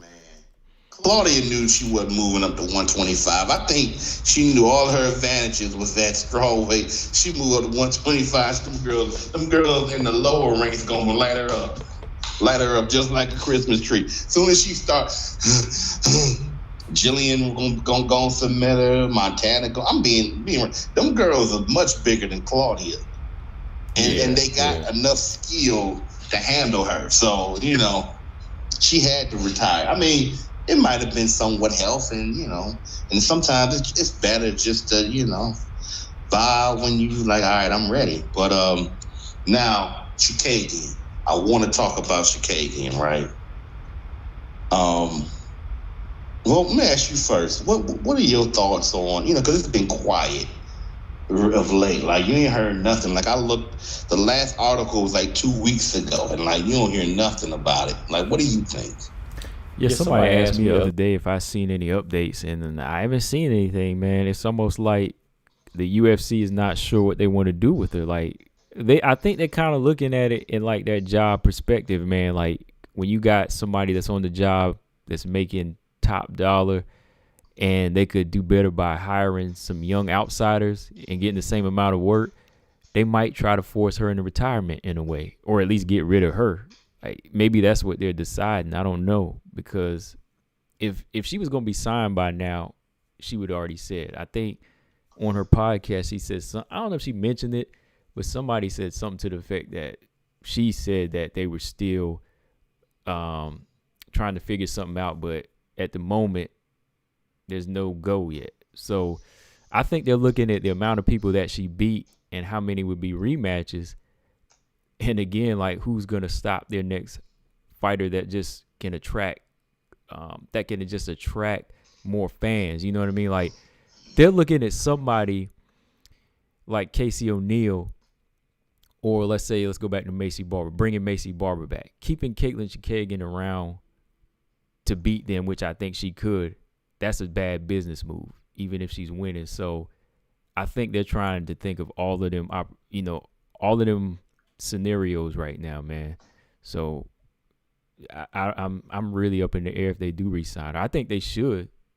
I mean, I've already broken down why, because I mean, she doesn't pop dirty. She always makes weight. She always fights.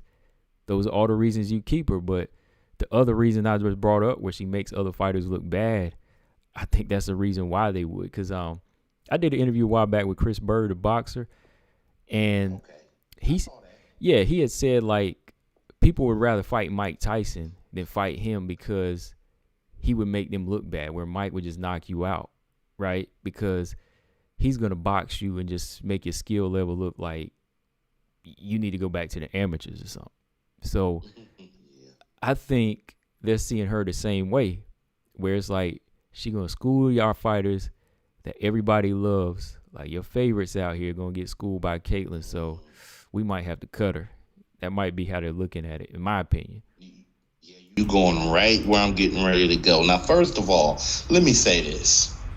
For all the stuff I've said about Caitlin Chikagian, because you know me, I'm one of the quickest people to say I'm not a fan. I'm not a Caitlin fan, right? Yeah. Now I understand that you're very much into the technical aspect, so you probably seen it before most people, how good she truly is as a fighter, right? Now, I start noticing it, though, but here's the thing about Caitlin Chikagian. I don't think I've ever felt so sorry for her because I know it's not right. I know that she deserves another contract extension. I think that she deserves, even at this point, considering what she's done, and I'm about to lay it out right here and explain it, to go out on her own terms. But I think that she may have put her own foot in her mouth by being too vocal.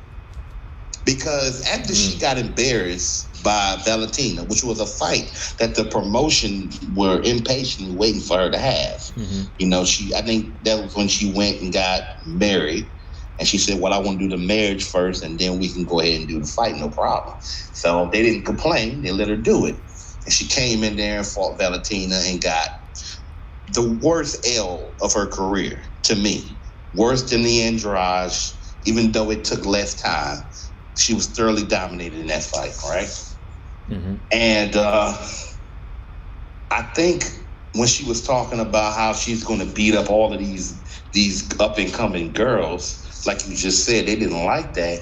And the fact that she was kind of sitting there, okay, let me say it this way, Combo. You know how we always talk about, hey, they need to do enough. It's their personal business in life, but they do need to consider making sure that somehow they get the necessary bags so they can take care of themselves after their career is over, right? Right. But the issue is that my mind is ahead of me finishing off my thoughts about Modafarri tonight, and that's going to be brutal, but I'm not going there right now. But unlike Modafarri, she don't have the issue of not wanting to be competitive and not wanting to make money. The issue is that she clearly was just trying to make money, but she was emphasizing in a way that didn't draw attention to the promotion. It may have made a few of her fans more interested in the fights, a little bit, but it wasn't drawing attention to her fights in terms of most hardcores and the casual fans who they need a percentage of. So, you know, for every fight. So I think what Caitlin did by speaking about how, well, I'm just here, to beat up these girls so I retire, and not seem like she was hungry for a title shot, kind of worked against her. And I know some people are going to say, well, Rob, wasn't she talking? And I've been paying attention to MMA rankings, even though you don't care about rankings, ha ha ha. But that website is an awesome website for WMMA. I've been paying attention. And I was reading them same articles that everybody was reading pre and post the Chikagian fight. I mean, the Maya rematch. But in one of those articles, Caitlin Chikagian says that I think that if I beat Maya and I finish her, and after Maya going the full time with Valentina, that'll put me in position for not a title shot, right? Mm-hmm. And I understand that sounds good, but you got to factor in something. She already knew that was her last fight before that interview probably ever happened. I'm almost certain of it, because there's no way you do a promotion right before your fight and you don't already know if that's the last fight in your contract, because you came out the same night and said, oh, by the way, that was the last fight on my contract. So in my opinion and in my suspicion, I believe that Caitlin Kagan said that out of desperation. I don't even think she wanted the title shot again with Valentina. I know that's a bold statement, but I don't believe that she was even considering fighting Valentina again, or at the very least, not in the near future. You know what I'm saying? Maybe 8 months from now or something, she figured, okay, it's time for me to retire. I'm going to start calling out Valentina, or I'm going to start calling out for the Valentina rematch. But I don't think... I think she only said that. If I'm wrong, I'm wrong. But it just appears to me that she was only talking like a competitor who wanted to win at the highest level, which is beat the champ or be the champion. In that sense, like, it's because she knew her contract ran out. And I think that the UFC, because she's a born fighter, or she's perceived that way. I'm not saying that she is as boring as some fighters that I think that are hard to watch. But even on Google, like I went and got some messages for the video that I made about her recently, and you couldn't find one image of her catching Maya with a jab. There was no takedowns. There was nothing. There was nothing that you could kind of have on your post-fight, analysis or anything like that, or any type of video. So I think she's getting a bad deal, man. But I think at the end of the day, WMMA is in a state where they're not really valuing these fighters like that. And the fighters themselves, unfortunately, maybe it won't be like this 10 years from now. But, maybe they got to suffer for the future. But maybe somebody will stand up for them, and they'll stand up for themselves a little more like Julianna Pena. It's to the point where the company can do what they want to do, and there's no incentive for them. She's more of a liability, and to a certain angle, I agree with them. But agreeing with them, at the end of the day, I still think it's short-sighted, because I feel like you need to build up your division. Your division will become the best division, and she was a part of your division. Where the division is now, she's partly responsible for it, because do you remember when Andrade knocked Chikagian out? That was one of the biggest upsets of the year. But that upset don't happen if Chikagian's not there. You feel me? So I want to see Taylor get the chance to fight her if for some reason she don't get the title fight. I want to see Manon. I want to see these people fight her. It's even adding incentives for me as a fan, because I don't like her ass. I want to see these people fight her. So as much, here's the thing, she to me, now that Andrade is gone, if they don't resign her, who's the heel of the division? Who's the heel? Taylor? Well, people at this point, she ain't a dark horse no more. Don't nobody want to fight her, and she's not calling people out like that. So she's just a tough night out. Nobody want to fight her. Where's the heel? I mean, who do you have left? You got Macy Barber, but Macy Barber doesn't have the skill set. She hasn't built up the skill set. I guess it's maybe Manon, but still, who at the top of the division? Who's that one person was like, you know what, I can't stand you? Who's the Tyson? Who's the Carl Froch? Who's the even though, like, you need a heel. You need somebody that nobody like. They respect them. I don't know, man. That's another thing about the flyweights. Like, we got a lot of talent, but it's hard to pick, like, somebody that's considered a hero or a heel in a division. Like, Valentina is she's the best, but it seemed like people still dislike Valentina for whatever reason, man. Hold it though. Make sure you repeat that. Yeah. Brian Williams, speaking to my heart, talking about that sounds like a Savage conspiracy theory. It is, from the Savage himself. I really believe that. I believe the only reason, if he's talking about what I'm referring to, I think he is. I think the only reason she said, hey, if I knock Maya out, she knew she wasn't going to knock Maya out. Now, she did get physical with Maya in that fight. I actually was impressed with that victory over Maya way more than I was the first victory. I mean, I picked her to win this fight clearly, but nowhere in my mind did I ever say Chikagian's going to stop her. Like, you'll go 30-27 on the card, but no way you're going to stop Maya. Look. Her nickname might, not Jessica, but Kayla and Chikagian's her fight name should be 30-27. Because that's how she wins.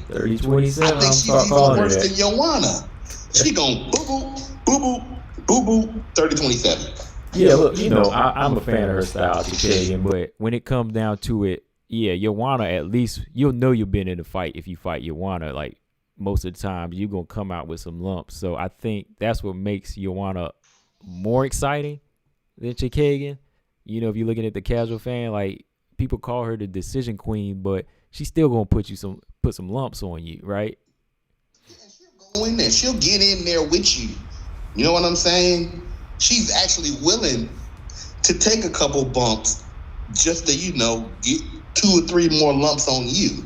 So Joanna, for all her criticism, and a lot of it deservingly so, Joanna will actually give you a good, entertaining fight to watch.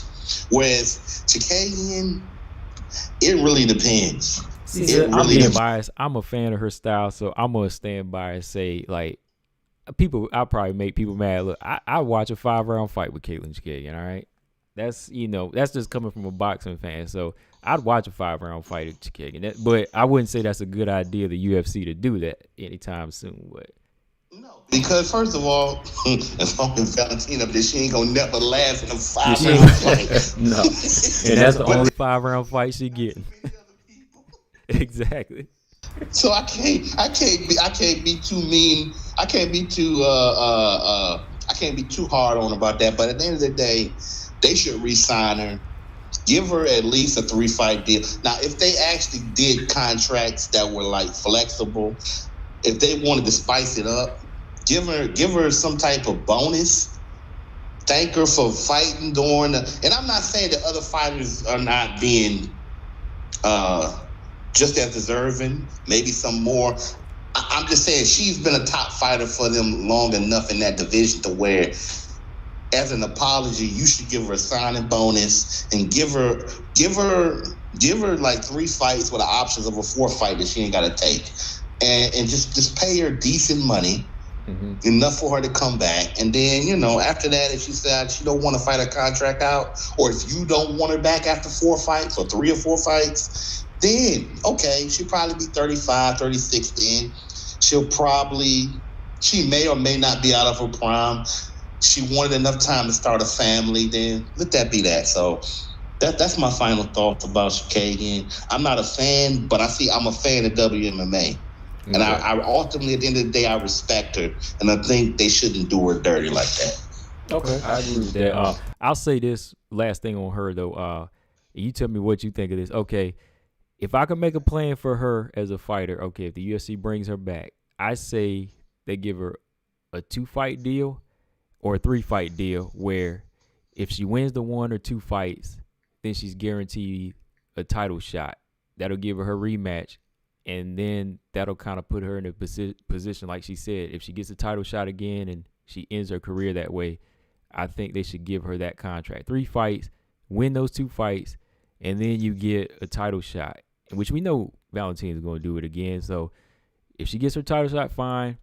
That'll be it, because that's what she wanted. She wanted one more title shot before she was going to retire and start the family.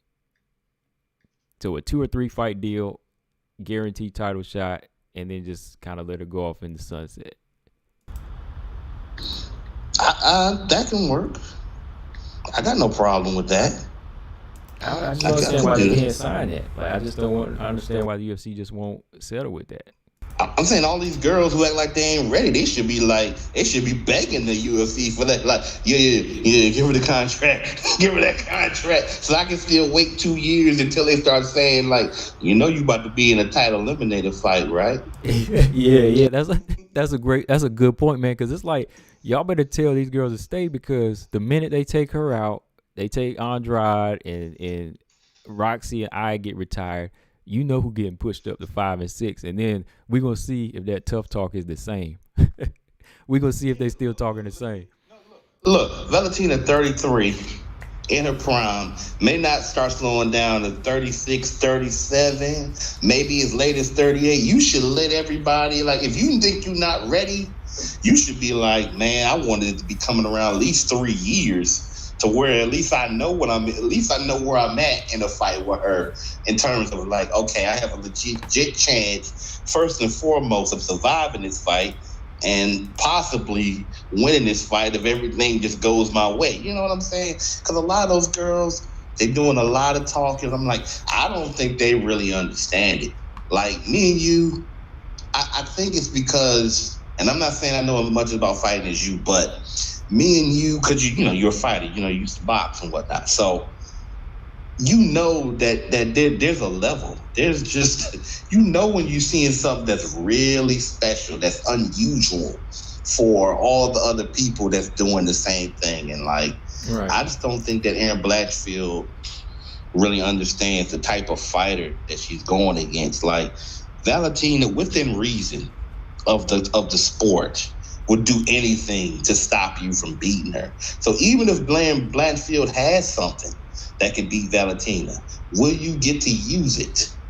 Will you be able to even get to that point in the fight? Because, you know, Valentina's thinking ahead. She's thinking about what she actually did, which is kind of awesome. She built a system of fighting, and it's continually adding to it, to where as the fight continues to progress, I'm just going to keep canceling out what you want to do. And just do what I want to do. I mean, that's what the greats do. They what they do is they like Luke Thomas said about he was analyzing Paulo Costa against Adesanya. He got audited. Yeah. He got nullified. There's nothing he could do. He just got looked at. They just looked at all the numbers, looked at all the paperwork. Like, you know what?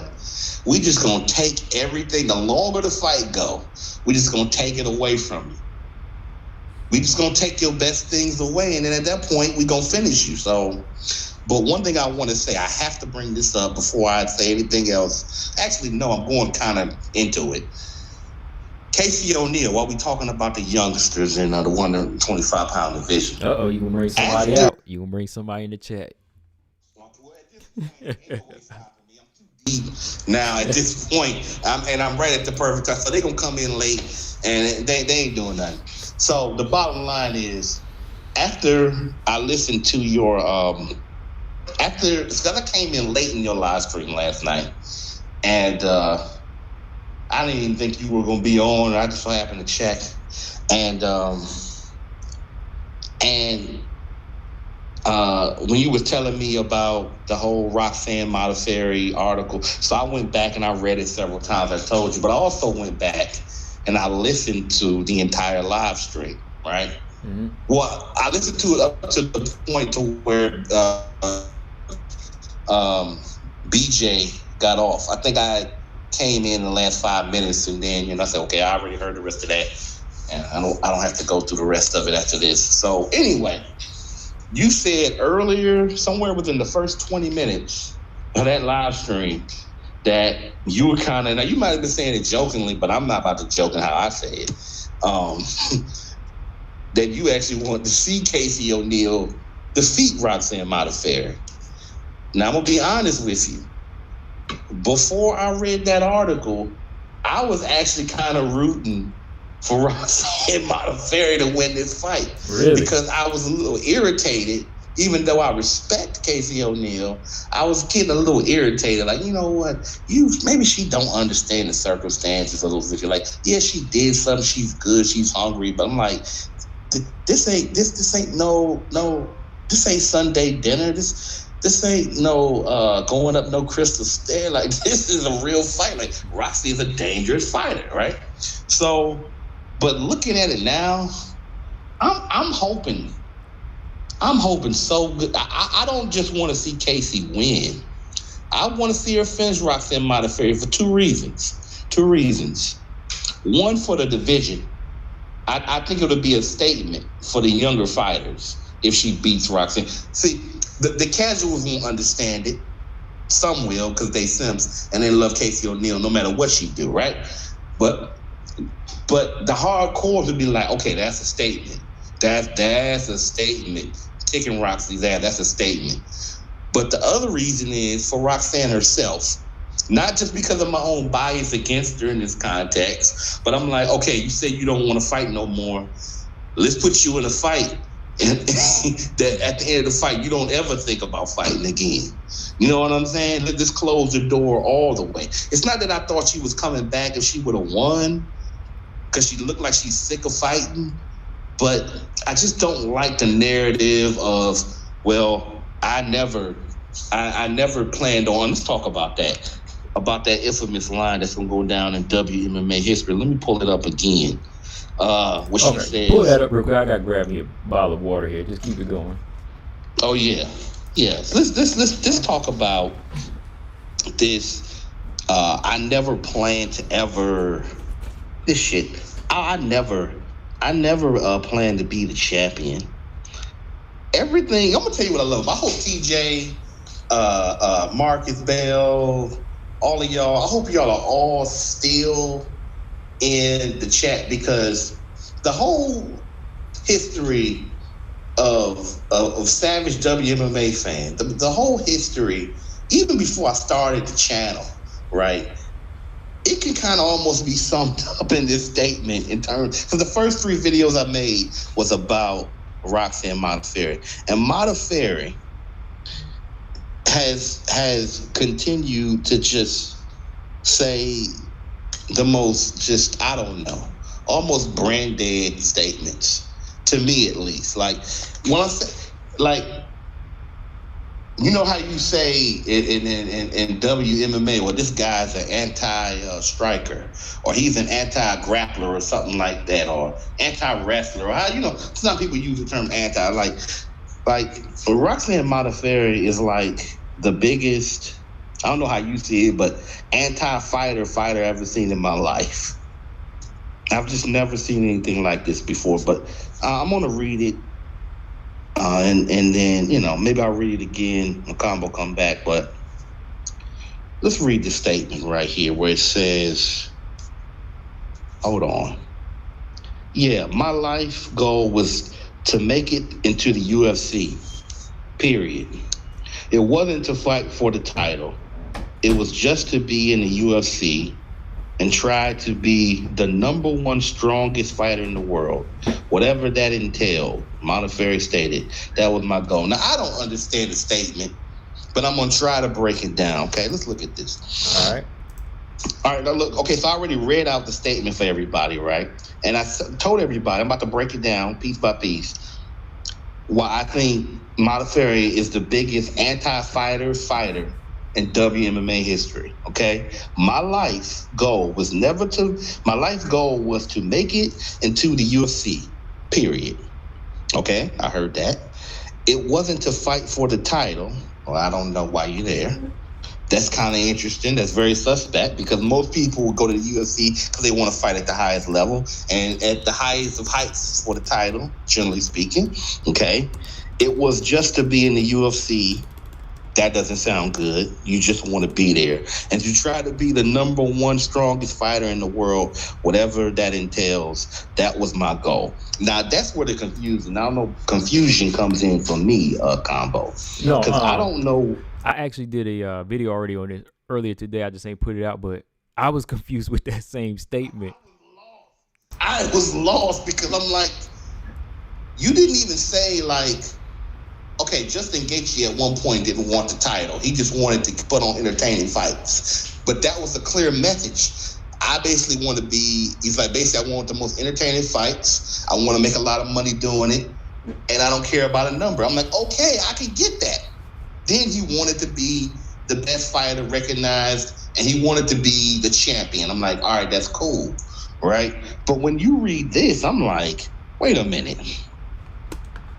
To be #1 strongest fighter in the world, I'm like, just the strong. Like, when you mean strong, you don't mean literal strength, because you know that's like bodybuilding or something. Like, that doesn't, you're a fighter who bodybuilds? What are you talking about, Rox? I don't understand that. It makes no sense. Or, you know, and then whatever that entails. I'm like, but we already got something established to help you understand what that entails. That's fighting.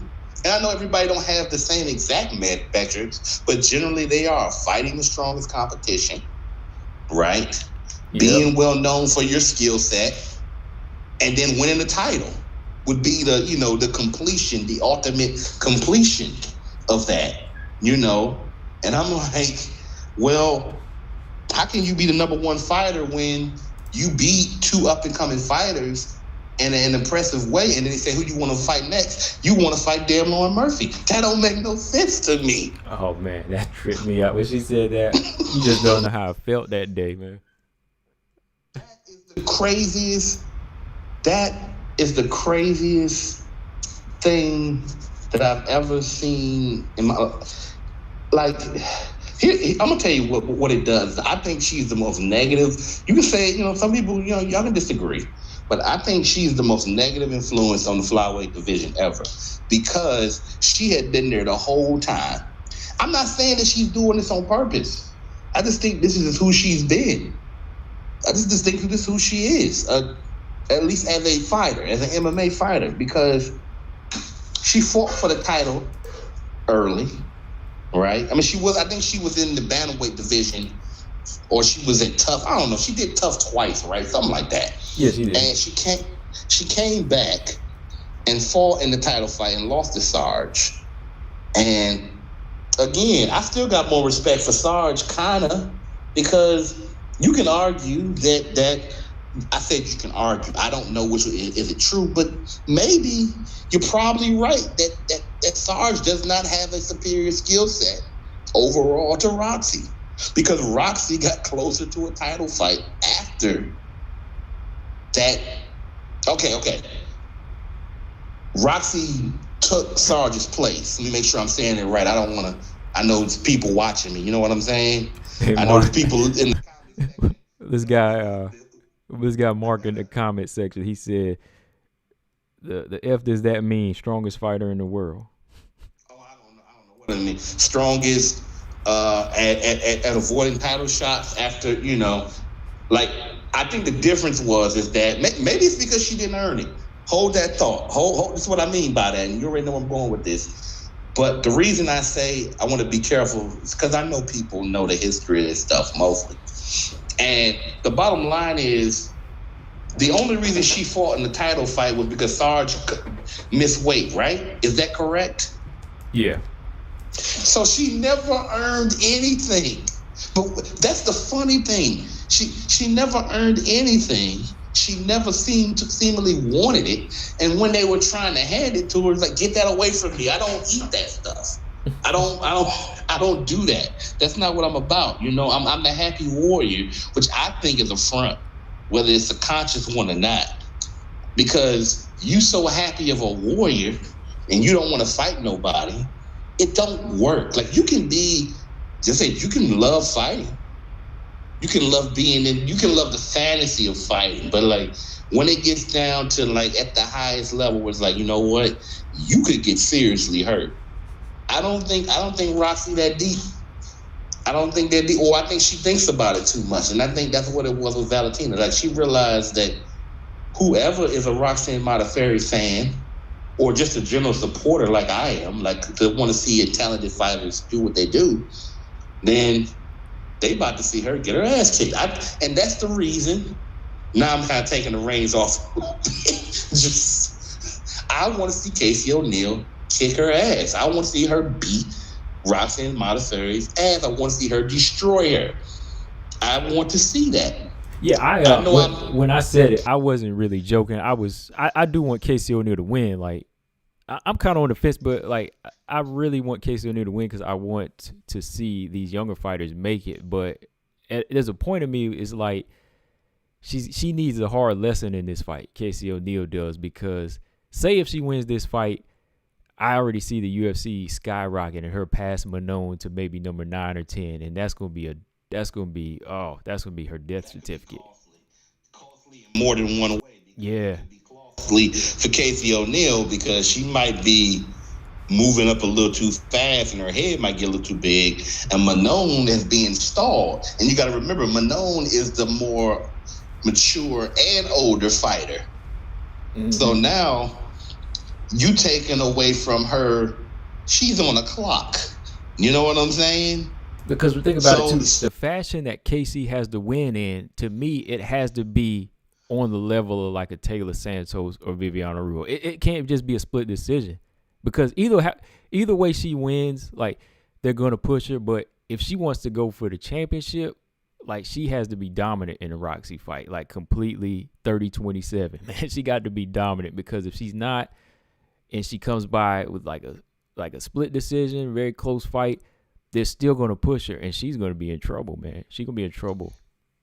I'm gonna tell you what my fantasy is. This is the, I don't know if this is a little both of best of both worlds, but this is what I like to see. I would like to see a close first round. I would like to see her do some interesting things in the second round, but it's still a debate on who won it, right? So Roxy would likely win the first round. Casey O'Neill would arguably win the second round. And this is not likely to happen because I'm worried that Casey O'Neill has to win these fights quickly. If she's late in the fight, I just don't know what she's gonna look like later at this level. I don't know about her fights before in the UFC. I just don't know what she's gonna look like in a third round against a fighter like Roxy. Even though we don't know what Roxy's going to come out, which is a whole nother aspect we haven't even talked about yet.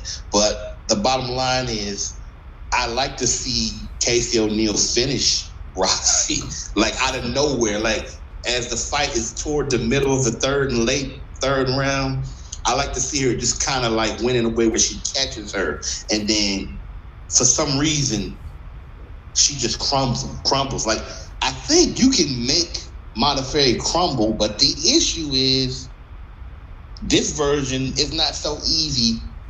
You know, since she had came back to the UFC, she's not easy. I think she's just not easy to beat. She's not easy to beat and then like destroy. You know what I'm saying? So she would really have to catch her with something. She just have to really do something real savage to like make Roxy give up, or she may make Roxy give up because Roxy's tired anyway. See what I'm saying? Yeah. When a fighter don't want, and I'm about to say some statements and it might piss some people off, but it's my opinion. I waited months before I, would say this. But look at the fight that, even though she had an excuse because she was like 45 years old, look at the fight that Tate had with Marion Renault, right? I'm not saying Renault was not in that fight and not doing her best. And maybe she was coming off an injury. Maybe at that point she just wasn't the same Renault. And she's up there and against a fighter that ain't fought in 4 years. And is more in her prime years than she is, right? She gave it up like almost 10 years, right? Mm-hmm.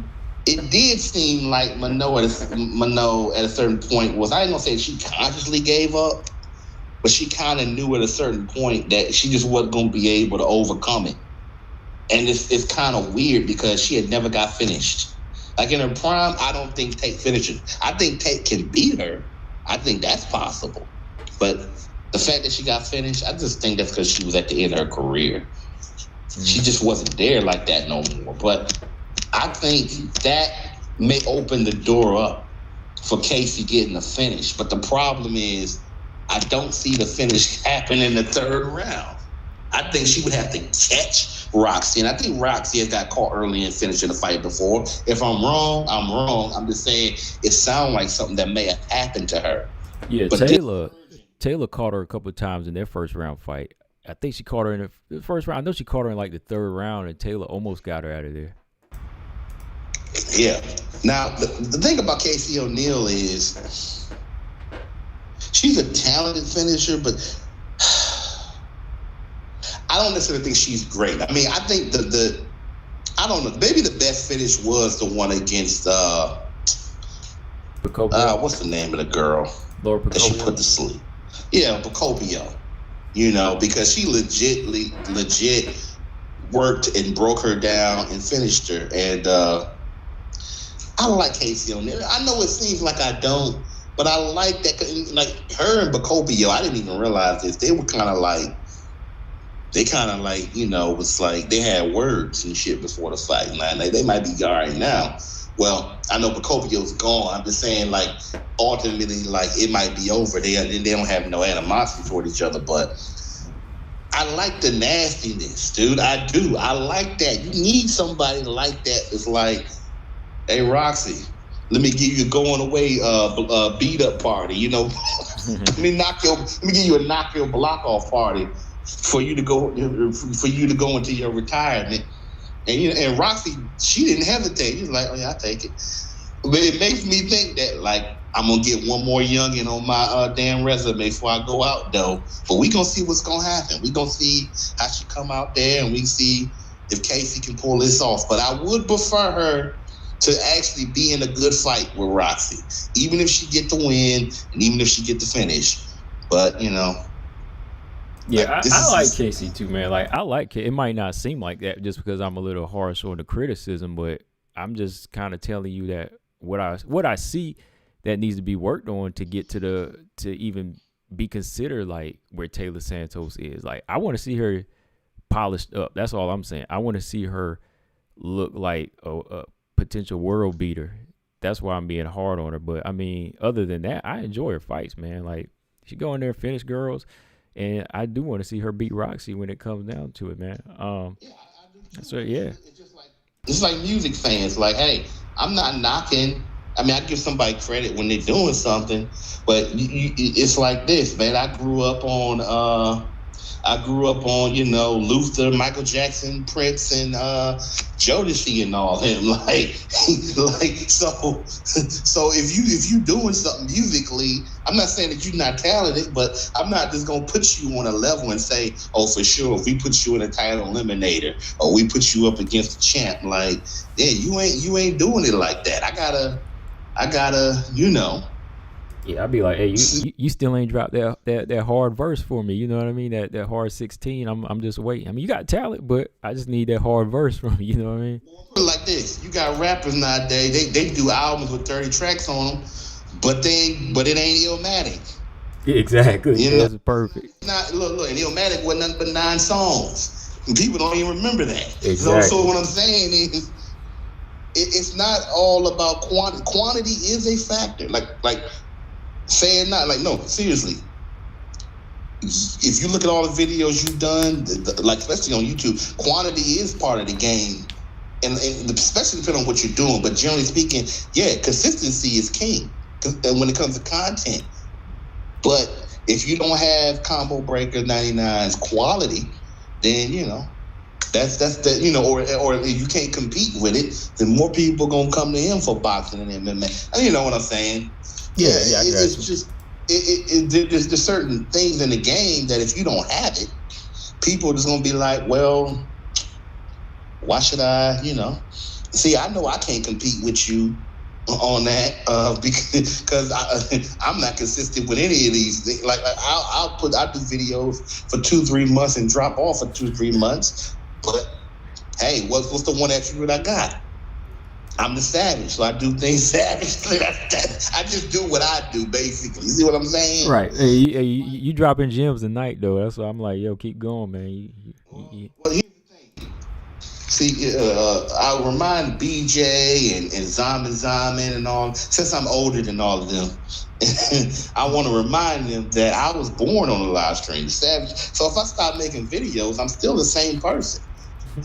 I was born during the pandemic, the beginning of the pandemic, when Coach was doing live stream. Remember when there was nothing going on, like it was just dead, and we were waiting to see when somebody would have another fight.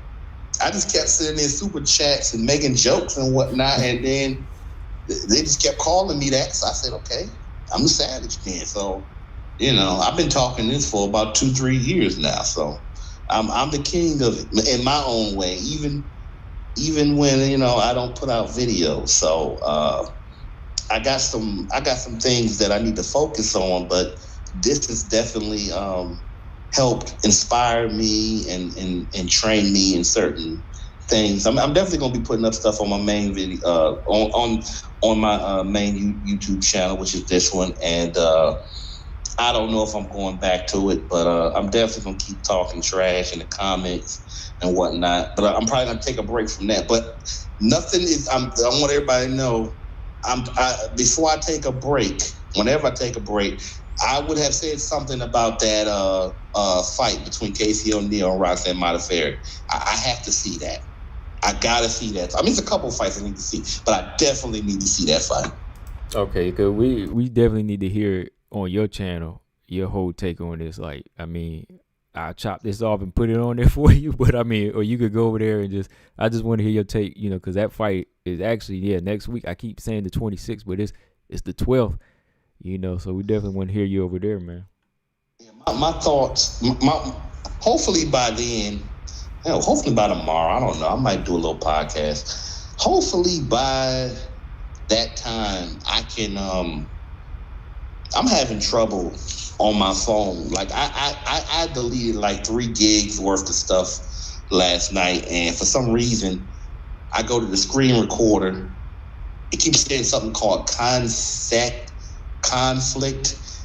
I'm only able to record 1 minute at a time. So once I'm getting into my video, it just automatically saves 1 minute. It did it like 3 times. So hopefully I can figure that out by tomorrow evening or something. I mean, because I got other options. Like I can record it on you heard of the Anchor app? Yeah, I heard of that. Yeah, Anchor. Yeah, so I recorded my last podcast and then I sent it over to YouTube using this thing called Audioship or something like that. That's a very old basic converter or whatever, but you know, I use it. I still got a bunch of time on it that I can use. So and then it gives you a certain amount of time every month for free. Anyway, but I wanted to do the slides. Like I want to do a regular video on my thoughts about what we talked about with Roxanne Modafarri and the Casey O'Neill fight. So hopefully at least tomorrow, if I can figure out tomorrow, before the fight happens, I can say something about it because I'm very interested on what happens with Roxanne Modafarri because the whole history of my channel is about not about Roxanne Modafarri, but it centers around it because when Coach made that Roxanne Modafarri song, that video, responded to her Instagram interview and the way she was talking about podcasters, that was like the nail in the coffin in terms of me, not the nail in the coffin, but the how can I say this? The last straw. That was the last straw on whether or not I was gonna make a channel. And when she did that, and then I saw Coach's video, I was real depressed. I had a real bad day. That inspired me. I said, "Oh, I'm making a video, and the first video I'm making is gonna be about Roxanne Modafarri." I ended up making 3 videos that day. But anyway, a little bit about JoJo too. But I like JoJo, but I think JoJo's almost done too. Yeah, I think so too, man. I think she is okay. Gordon. Yeah, Gordon, I was saying, whereas Gordon had brought up something about her TBI early, Roxy, and yeah, man, they cleared her. They cleared her to fight. I mean, whatever she was suffering, it wasn't, I mean, I can't say it wasn't as serious, but it wasn't serious enough where the commission wouldn't clear her to fight, not clear her to fight. They did clear her to fight, but yeah, if she go in there taking bombs from Casey O'Neill, who knows what's going to happen. I mean, so, you know, yeah, this is her last fight. I mean, that's dangerous though, man. Because he said, if Casey O'Neill KOs Roxy, people will question Roxy's TBI, so a submission would be more impressive because of Roxy's notable BJJ. Yeah. If it goes to the ground, yeah. If it goes to the ground, yeah, intellectual control time. That's not a surprise. Yeah, because Roxy, really, her ground and pound looks more vicious than Casey O'Neill. I mean, Casey O'Neill got the funniest looking ground and pound. I mean, it looked a little better, over time, maybe a little bit. It's improved a little bit, but, I mean, look straight. Straight said Casey ground and pound versus Dobson looked like burping a baby. Dang. Hey, we got some funny comments tonight. Look, hey, listen. This is how I feel about it, right? I want to say this as a little side note. Despite all this stuff, look, I don't want to see if Roxanne Modafarri is truly struggling, like her mental and her physical health is at risk. Me saying she want to get destroyed is me saying I want to see her get dominated. I don't want to see her necessarily come out with like a massive concussion and 2 broken or orbital bones and nothing like that. You know what I'm saying?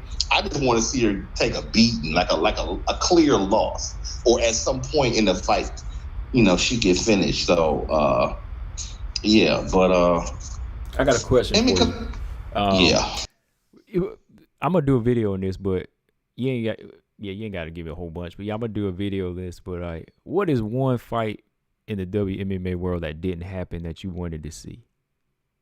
One fight in the WMMA universe that never happened that I would want to see.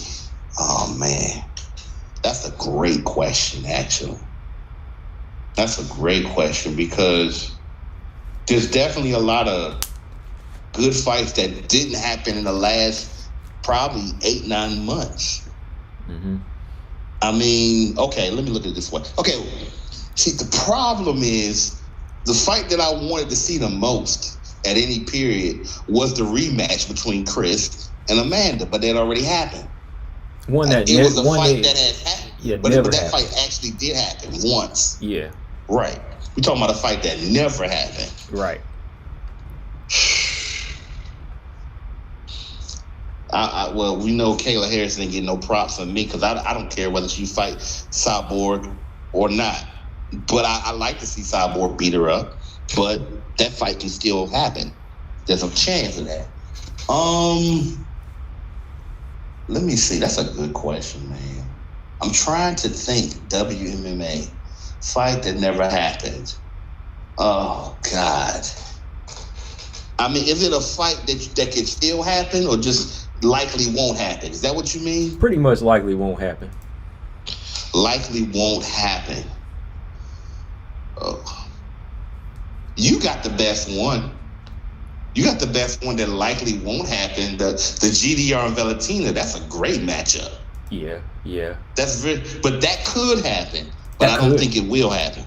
I think I'll narrow it down. One, just from an era that already passed, like something that where time just passed by. Example, like this is a lower level one because I'm gonna do a video on this. Cyborg fight Ronda Rousey, even though I think she would beat her. Oh, okay. Like this is one I'm gonna say. Like Megan Anderson, Macy Chase on is one I wanted to see. Yeah, that'd have been an interesting fight, especially if Macy Chase was truly committed to be 145. You feel me? Yeah. Because even though Roxy may have schooled her anyway, I still think the fact that she had been having weight problems while being hypocritically critical of Aspen Ladd. But, I still think that, that's a good one. Let me see, because 145, unfortunately, is not much of a division. But I'm trying to think of some fighters from. See, most of the fighters that I consistently watch are from the era. Say they're still around, right? Mm-hmm. So, let me see. All right, you think about it. I'm gonna go through the comments here. All right, Australia said GDR versus Cyborg. That's a good one. Yeah. Jamin. We know why that. Yeah, we know why. Jamin need to stop playing. He said Caitlin Chikagan versus Ashley Yoder. I would block him for that. I like Yoder. I kind of like Yoder for some reason. But come on, man. Caitlin goes smoke Ashley Yoder. And about any weight, she gonna sit there and I think Yoder gets finished. I think look, Kayla ain't got no finishes on her career. But I think no, I can't even say that. I ain't got the confidence. I ain't got the confidence that Kayla ain't gonna finish anybody until I see her do it. So Joanna at least got a finish that I saw. So I'm not gonna put Joanna in that category. But okay. Okay, let's see here. All right, let's see here. Darby Crash said Cyborg versus Kayla. Brian Williams said Pena versus Ronda. That's a good one. While we talking bantamweights, another one I would like to see was Kat Zingano versus Holly Holm. That would have been good. Jamin said Kaufman versus Nunes. Yeah, that's a good one. Straight Rocky versus Valentina at 135. That's an interesting fight. Robot Chicken says Cyborg Rousey, no brainer. Okay. That Rocky versus Valentina, that would be interesting, man, because that clinch game of Rocky is just, I don't know, man. That's and her size and how she uses it to her advantage. I mean, that'd be an interesting fight. But Kaufman Nunes, that would have been a good one. That's just where time had already passed us by. I think Robert Henry had got cut off. He'll probably be back. He think he got cut out. Let's see who else we got. Nabaz said Rose versus Joanna 3, 4, and 5. Those strawweights all make for good fights, though. All them strawweights, they do make for good fights. Marcus said GDR versus Cyborg sounds good, but in reality, GDR wouldn't put 1 foot into the cage with Cyborg. Yeah. Hello? Oh, yeah, you back on? Yeah, man. I'm sorry. My phone getting ready to die, and I clicked off the thing. Yeah, I was at like 5%, so I need to plug my phone in. But, yeah, man. It feels like most of the fights, I mean, there's a lot of people who haven't fought each other. I'm sure it is. But I'm trying to, well, you know what? Here's a fight I like to see. I don't think it's going to happen. And most of it's because of recent comments and whatnot. I like to see, even though I think I know who would win, I like to see Julia Avila against Miesha Tate. Oh. Yeah. I would love to see that. Now, mostly because I think you gotta understand. Now I'm gonna get over. I'm gonna talk. All right, I'm gonna admit I'm getting ready to talk like a simp, but it's in a certain regard, though. Okay, it's not really about looks, even though there's nothing wrong with how Julia Avila look. I'm a simp for her fighting style and her aggression and her mentality. She is what. Maybe not on Valentina's level, but she's what a Roxanne Modafarri isn't. She genuinely loves to fight.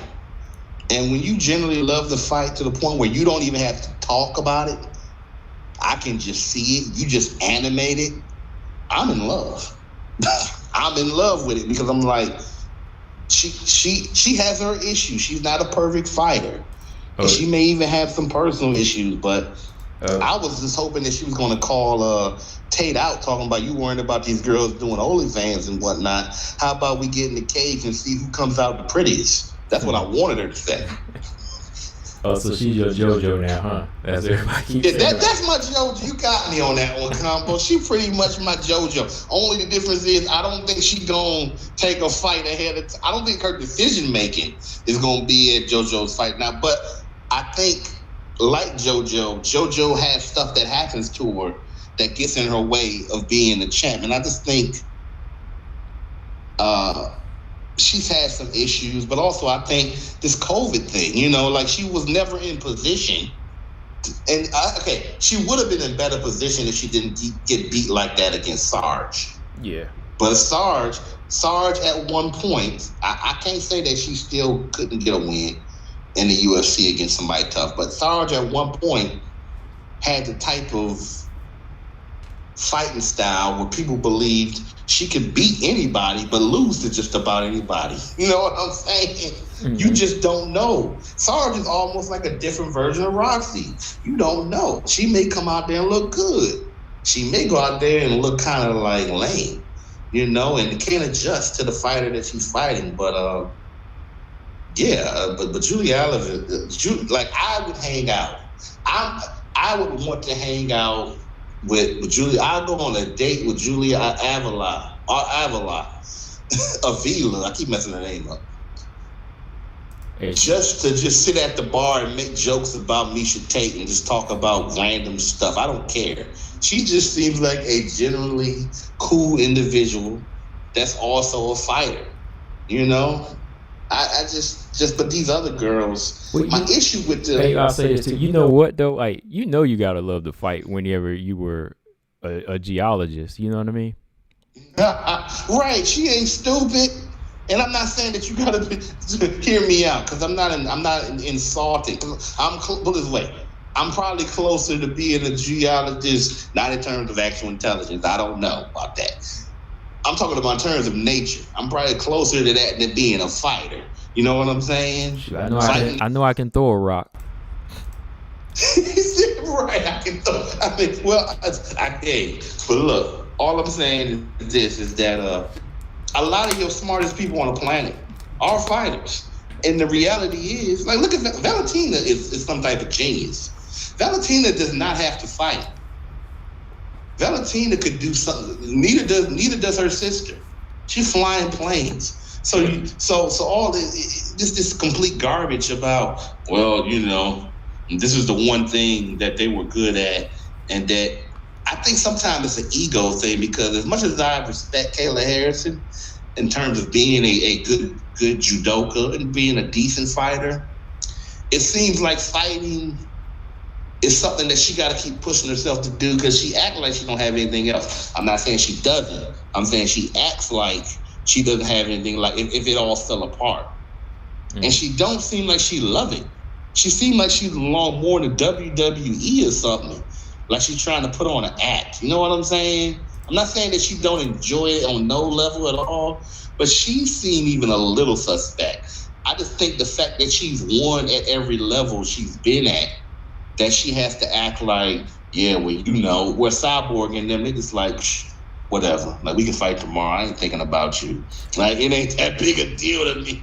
Well, you know what?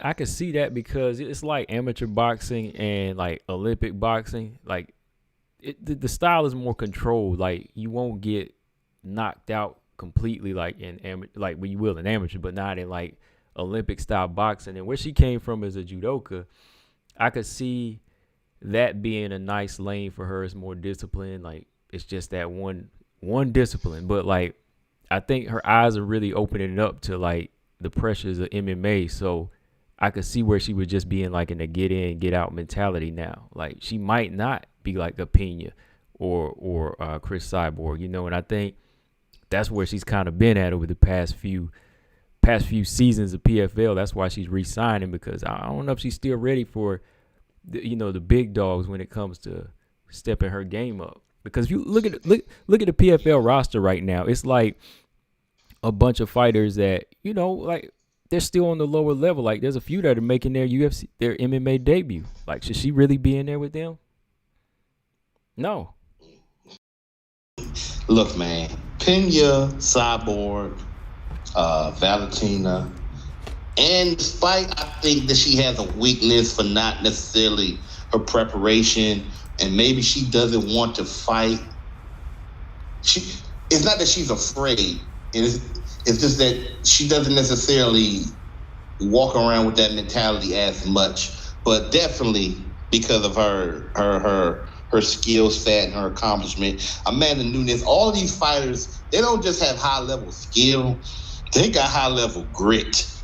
They're so much into it, invested in the product of wanting to be a fighter, that I just don't think that Kayla has faced anything like that. I'm not saying that, just maybe on the side alone she could beat Pena. But I believe that even if they fought at 145 and she beats Pena, unless the fight ends very quick, she gonna know she was in there with somebody like that. You feel me? That's what I believe, at least. Like, to me, Pena is kind of crazy. Like, I mean this in a good way. Just like when I was talking about Julia Avila. Like there's something about Pena it is intimidating. Like, she wanted that fight with Amanda so bad. Anybody else would have just gave up. They'd have been like, you know what? I kept getting these injuries. Amanda ended up beating the people. She said she was going to fight me. She didn't fight me. Then I lost to GDR in a fight that I was winning. Anybody else would have been like, nah, man, she had her best, man. You might want to come back another year or two. Like, nope, I'm taking this title. I'm going right at it. You know what I'm saying? Like, there's something, like, if you was in the physical presence of Julia Avila, not Julia, well, Julia Avila, but Julianna Pena, you would know it, right? Like, I put it this way. I have a friend, right? Growing up, neither one of us was much of a big fan of Beyonce, right? Mm-hmm. We didn't see her the way that other people saw her. And then while I see her more in a positive light than I did back in the day, I wasn't really moved by her. And she came to D.C. and she did Obama's inauguration. And, we was all here, and I didn't go to the inauguration, right? But he went, right? And he said, even though I'm still not much of a fan right now of her. After seeing her, I got more respect for her because of her presence. Like she definitely got stage presence. He's much deeper in the music than I even am. And he was talking about her presence. So I just think certain fighters, I would be interested to meet them instead of just seeing them on the line and whatnot, because certain fighters have that fighter presence. I just feel it when I see them. And somebody like Julianna Pena is just relentless with it. You know what I'm saying? Yeah. Well, there's some boxers like that when you meet them face to face. Like, there's some that are just guys that like to do the point thing. They like to go in there and win a decision. But there's some fighters like, not to touch them or push them physically because like they have something about him. Like, people don't understand, like Evander Holyfield, he's a nice guy, very humble, but you wouldn't want to make him mad. Like, you can see it in him. Like, you do not want to make him mad. Like Roy Jones, like I met him. He's a guy like very nice, very spiritual, always mentioning God, but like push him or say something the wrong way, and all that's out the door. All of that is out the door. You could be in like, hey, I'm all about that, but I'm also about that action if need be. You feel like, yeah. Holyfield, I know I talk trash about him. I talk a lot of trash about Holyfield, but I will say this one thing. If when it comes to warrior mentality, he's up there with everybody. He will go to war. I mean, he didn't care George Foreman, Mike Tyson, anybody. Like, when he was in his prime, whether or not he might have been quietly doing something or not, whether or not you say that he did drugs or he would do little tactics, because a lot of them, even Tyson did stuff here and there in the ring, Jordan with the with the Brian Russell move. But the bottom line is, overall, they actually going at it a mano. It's like, we about to find out who the best in terms of who can endure, who can hit the hardest, the most when it matters, and who gonna stick in there until they get their hand raised. You know what I'm saying? And people like him, even though Roy wasn't the same after he got knocked out, and I don't look at him as, even though he's responsible for it, he may have lost that fight when he went down to what's the guy that knocked him out? You know what I'm talking about, Tarver. He may have lost that fight anyway, because Tarver was a good fighter, nobody knew, but the dude just may have had his number. But the fact that he kept going up and down in weight, I don't look at it as bad that he lost a lot of fights after that. But even when he was in fights where he was clearly losing, somebody with less heart, like when he was getting embarrassed by the one that you call Caitlin, it's Kasagi. Oh, yeah. And he was a good fighter. And but even in that fight, early on, Roy was in that fight, but he just didn't have no power. I think he lost his power after a certain point, and then he didn't have no defense, because his defense was his offense and his movement. Once you lose that, you're not the same fighter no more. So he didn't have no he didn't do the Floyd / Hopkins thing where you age gracefully because you got defense. Yeah. But still, I wouldn't want to be in a fight with none of them. Oh no, none of them. I mean, some of the WMA fighters, I wouldn't. I'm trying to grab them and hold them if I can, without getting something broken in the process of it. But like in open space, I don't want GDR throwing straight rights at me and nothing like that, because it may not knock me out, but it might give me some hell. I might be in some pain for a little while. So I don't necessarily want to have to go there with anybody that's a trained fighter, especially if they're a trained fighter with a street mentality. Oh yeah, that's the worst. The worst. Real quick, Mark Robinson said Miesha Tate beats the bantamweight champion and calls out Ronda. Ronda comes back. Ronda Tate 3. I don't think that would ever happen, man. I think Ronda's done with that chapter. I legit think that Miesha Tate would still lose to Ronda. I think if Ronda took 6 months. 6 months. I'm talking about hadn't fought for years. Don't know when the last time she even been in WWE shape. I just think that she know that she can beat her. Like some fighters just know their competition. And I think that Miesha Tate, again, I think she's a tough fighter. But I don't think she's tough in the way that some people think she is. I think once she start really getting tagged, and it's not much she can do, I think that she's gone through it enough to where, like, in that fight against Caitlin, Vieira, I think that, you know, she can survive the fight, but I don't think she can go in there. That's what I think would happen. If Ronda took her time and she took it serious, let's say she took about a year, you know, maybe took some, like, not amateur fights, but let's just say she took some lower competition fights, and then she moved up and said, "I'm gonna fight her at 135, and I'm gonna beat her again." Miesha Tate. I think she would finish Miesha Tate, but I think that she will beat her by decision if they fought 6 months from now. I still believe it. Damn. So you saying Miesha hasn't improved at all, really? I don't think she improved enough to counter what Ronda did.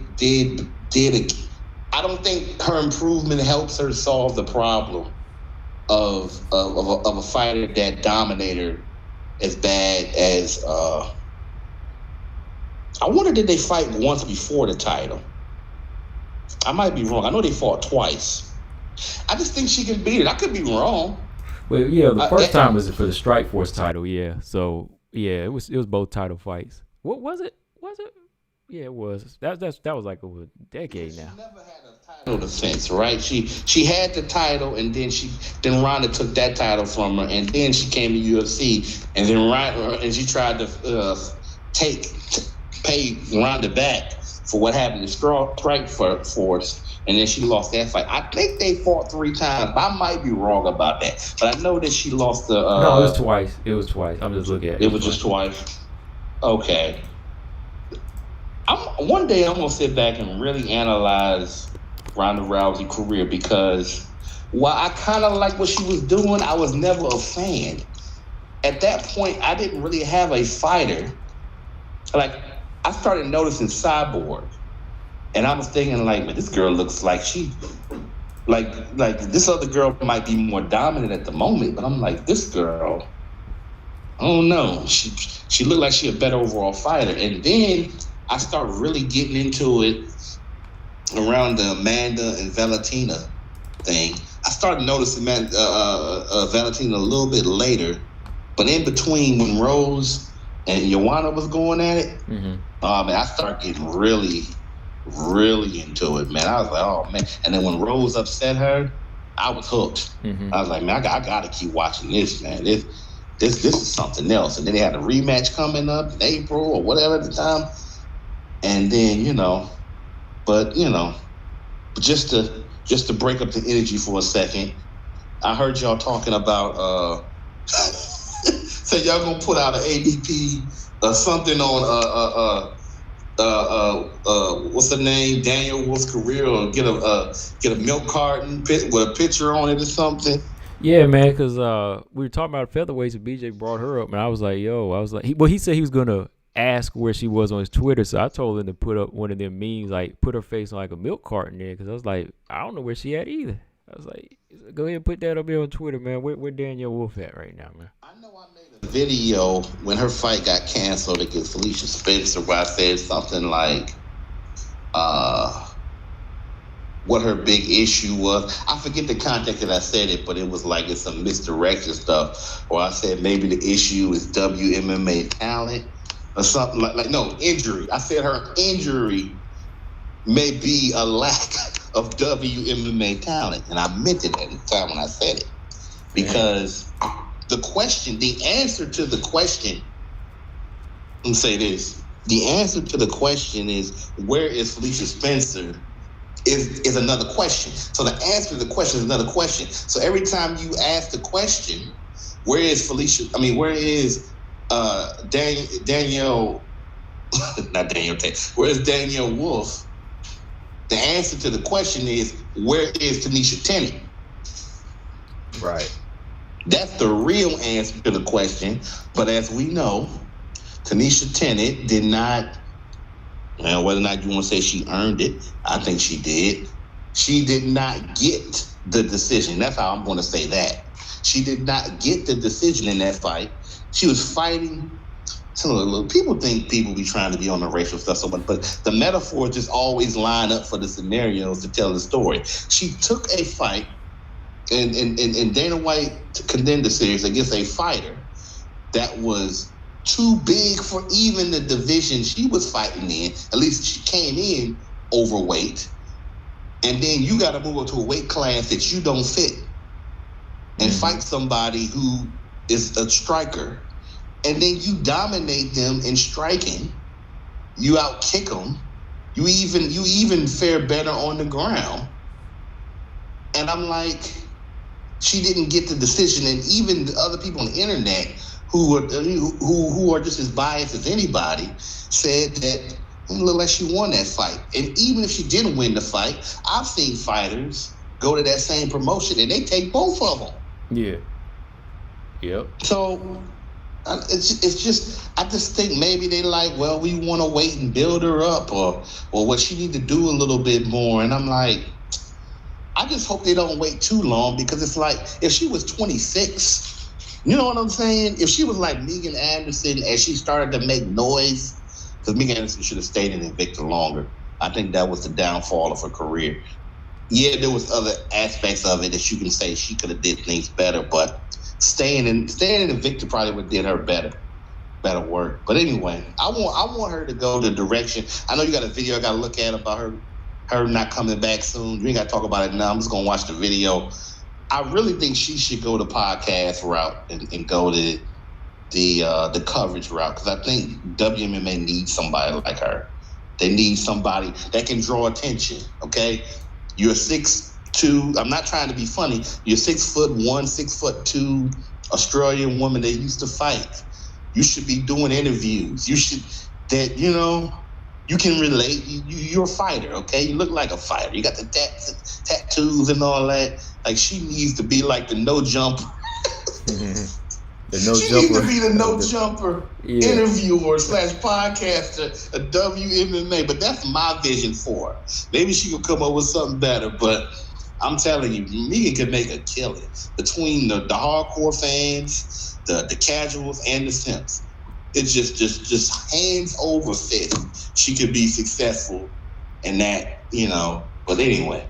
Yeah, I talk about a lot of that. Not that specific thing you mentioned, but I have to give her credit when it comes to being an analyst. Like, she's better than some of the men when it comes down to breaking fights down. So I respect her all the way in that aspect, and she got to stay in that realm to me.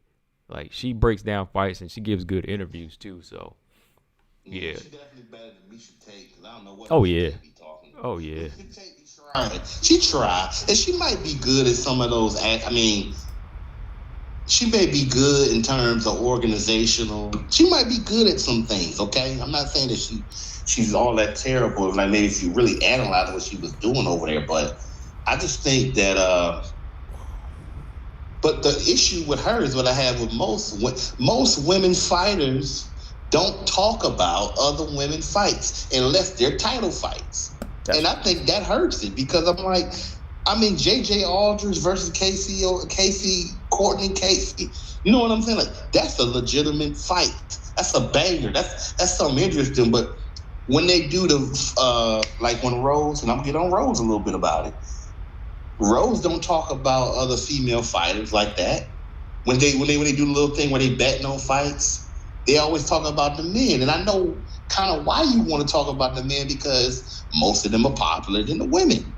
The mid-tier people are probably more known than most of the women. I understand that, but the best of the best women, like, most of them are known more than even them, a lot of them. But I'm like, if you just had a woman who's a fighter, I think more than any other scenario, more than basketball, I think WMMA needs a serious, and not Sanko either. They need somebody of this current group to branch out. You know what I'm saying? They at least need to do like Roy Jones. You know how he had the little deal where he would fight, but he'd also be sitting there doing some commentating with the regular commentators. Yeah. Mm-hmm. Yeah, they need somebody to do that. I mean, I think Pena's doing a little bit of it, but I think she's doing it in the Spanish world. I'm not sure. Yeah, she's doing it in Combate Global or something like that. Yeah, which is a hustle. Here's the thing I have with problem with the UFC. They need to like really give their fighters more options to make money, because if you're not gonna pay them more money up front, then like I'm looking at Julianna Pena and she got all these sponsors that she's talking about, but I'm like, but she wasn't talking about that. I mean, she might have had something going on, but she wasn't talking like that until she won a title. So it's like, is it really, is one or two things or both? Is it really that these fighters are handcuffed in the UFC and they just can't get sponsorships to other people, or is it because they're not like Julianna Pena, mm-hmm. and they're not working their mouthpiece and then connecting with certain people to get the money, or is it a little bit of both, or they can't do it? Because I'm telling you, if you're a low-level fighter in the UFC, even if you become a mid-tier fighter, you gotta start asking yourself, is it really worth it? Because you want to fight at the highest level.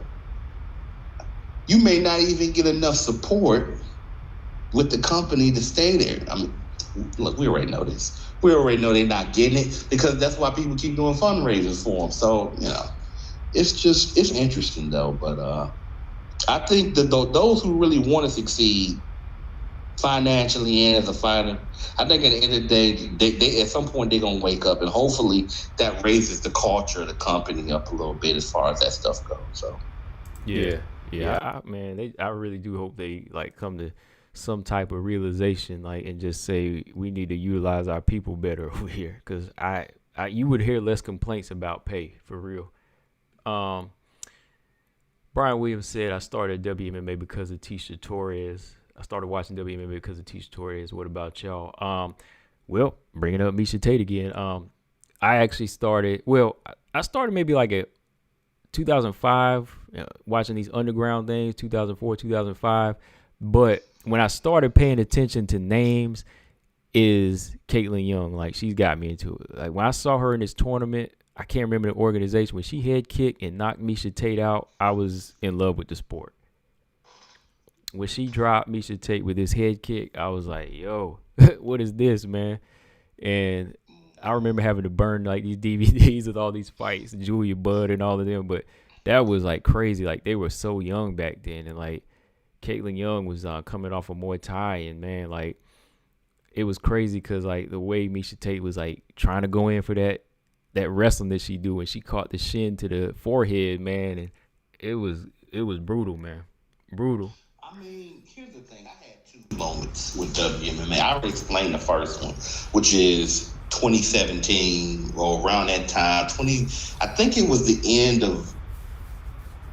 Is it the end of 2016, going into 2018, something like that? 17. I think. I'm trying to remember when Rose beat Joanna and ended her streak. I think it was in 2016. 2017. Okay. Yeah, 2017. 2017. Okay. That's when I feel like deeply in love. Like, all right, I'm committed now. I don't know how long, but I want to keep seeing what's going to happen with this. I need to consistently start following this, right? And I'm talking about, I was so committed. This is how I knew I was truly committed. Because at the time, I didn't even have the access that I needed like I got now. I wish I had even better access to fights, because I can't stand ESPN Plus to save my life. I be trying to find other ways to watch the fight, but that's the deal they made. So anyway, so sometimes I be trying to go other routes to see fights, but the bottom line is, man, before that though was the Ronda Rousey era stuff, and it was related to. I know that I saw clips of one fight where it probably was the Kat Zingano fight, one of those fights where the fight ended very fast. And then I'm like, okay. Then she had the fight upcoming with, I didn't see the fight against George Page and Coach Harrison's girl, the one that got outstruck by Ronda Rousey. Betch, right? The Betch Kohea fight. I didn't see it live, but I did go back and see. I'm like, it was a lot of hype between this fight. I might be wrong, but I'm pretty sure that was the fight before she lost the home. And then I saw the home fight. When I saw that live, and I was blown away by that. So that showed me, okay, this WMMA thing is for real. Like, and the fact that it was an upset, you know what I'm saying? And, you know, and I start following the coverage or whatnot.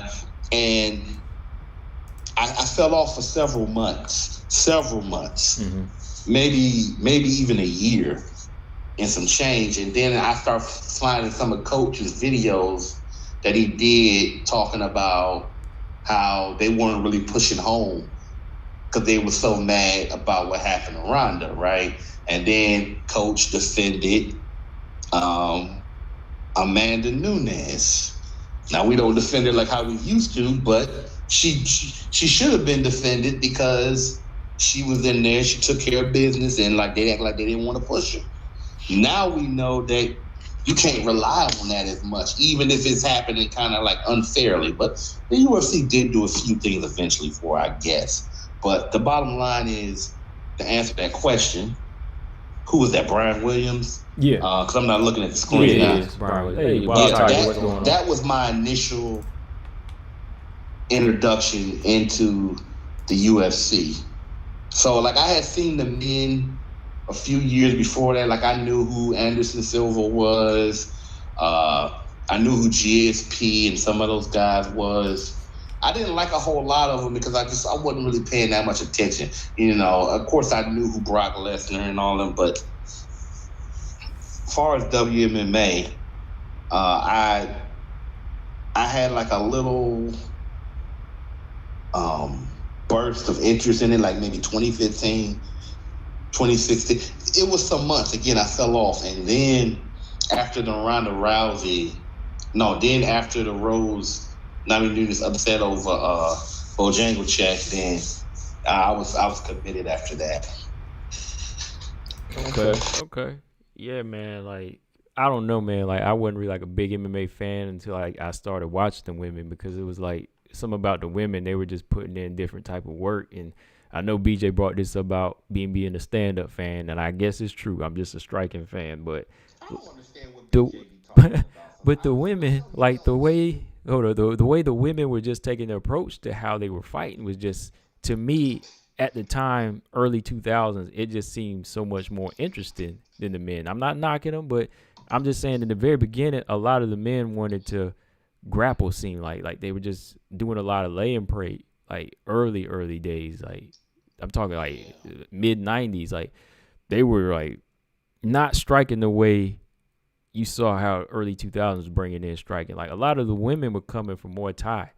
So you were seeing, like, you know, like I said, Caitlin Young and these women like Marlos Conan, like standing and banging and throwing hands, like really going at it. So that's why I found it interesting when they started like letting women fight. Like, that's why I was like, when Dana White was talking that trash about never signing a woman, I was like, eventually he'll be eating them words, man. He broke. Look, the demand and the skill, it all rose to the top. It was like, you know what? I can make some money.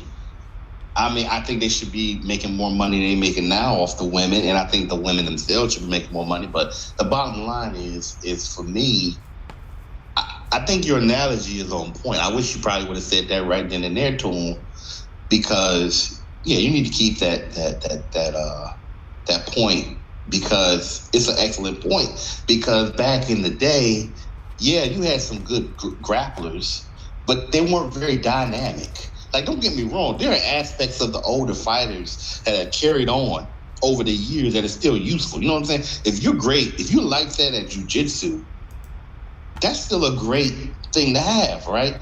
Even if you're not the most, ground and pound heavy type fighter, or you're not like Khabib, where it's impressive because Yeah, he forced him to the ground. He owned him, but like, look at all the attributes of him sticking to him like a fly and beating on him and transitioning. You know, that's kind of impressive. Like, because he's a next level type grappler. Right. You feel me? Yeah. So that's always going to be interesting. Or even Kamaru. But here's the thing about Kamaru, going back to striking. Yeah, he's a great wrestler and he got cardio and all that. But by adding the striking to his game, it makes him more dynamic. And the fact that certain people didn't even want to go on the ground with him, you know what I'm saying? That's a compliment to the strength of grappling.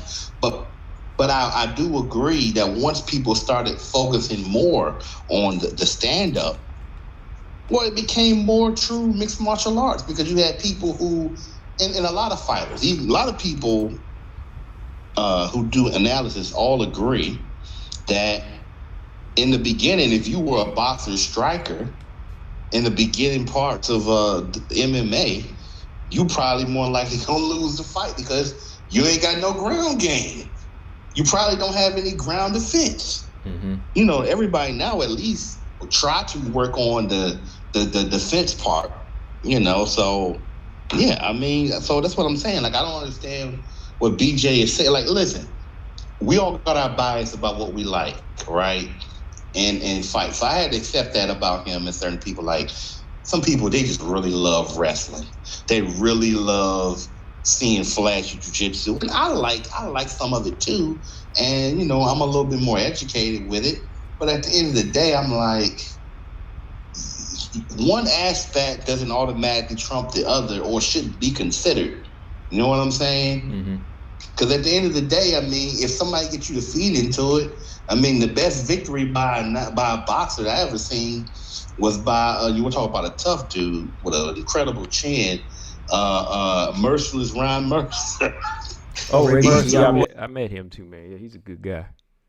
Yeah, no, dude, that's a tough dude, man. I'm talking about Lennox could knock him out. Yeah. I'm talking about killers could knock this man out. And this one dude, real big white boy, talking about, man, I'm going to get out the gun with you and I'm going to strike.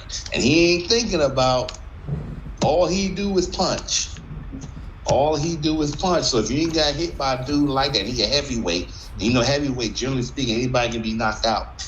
Man, he hit this man with an overhand right. You probably saw it. Man, it looked like his whole mouth was about to fall out of his mouth.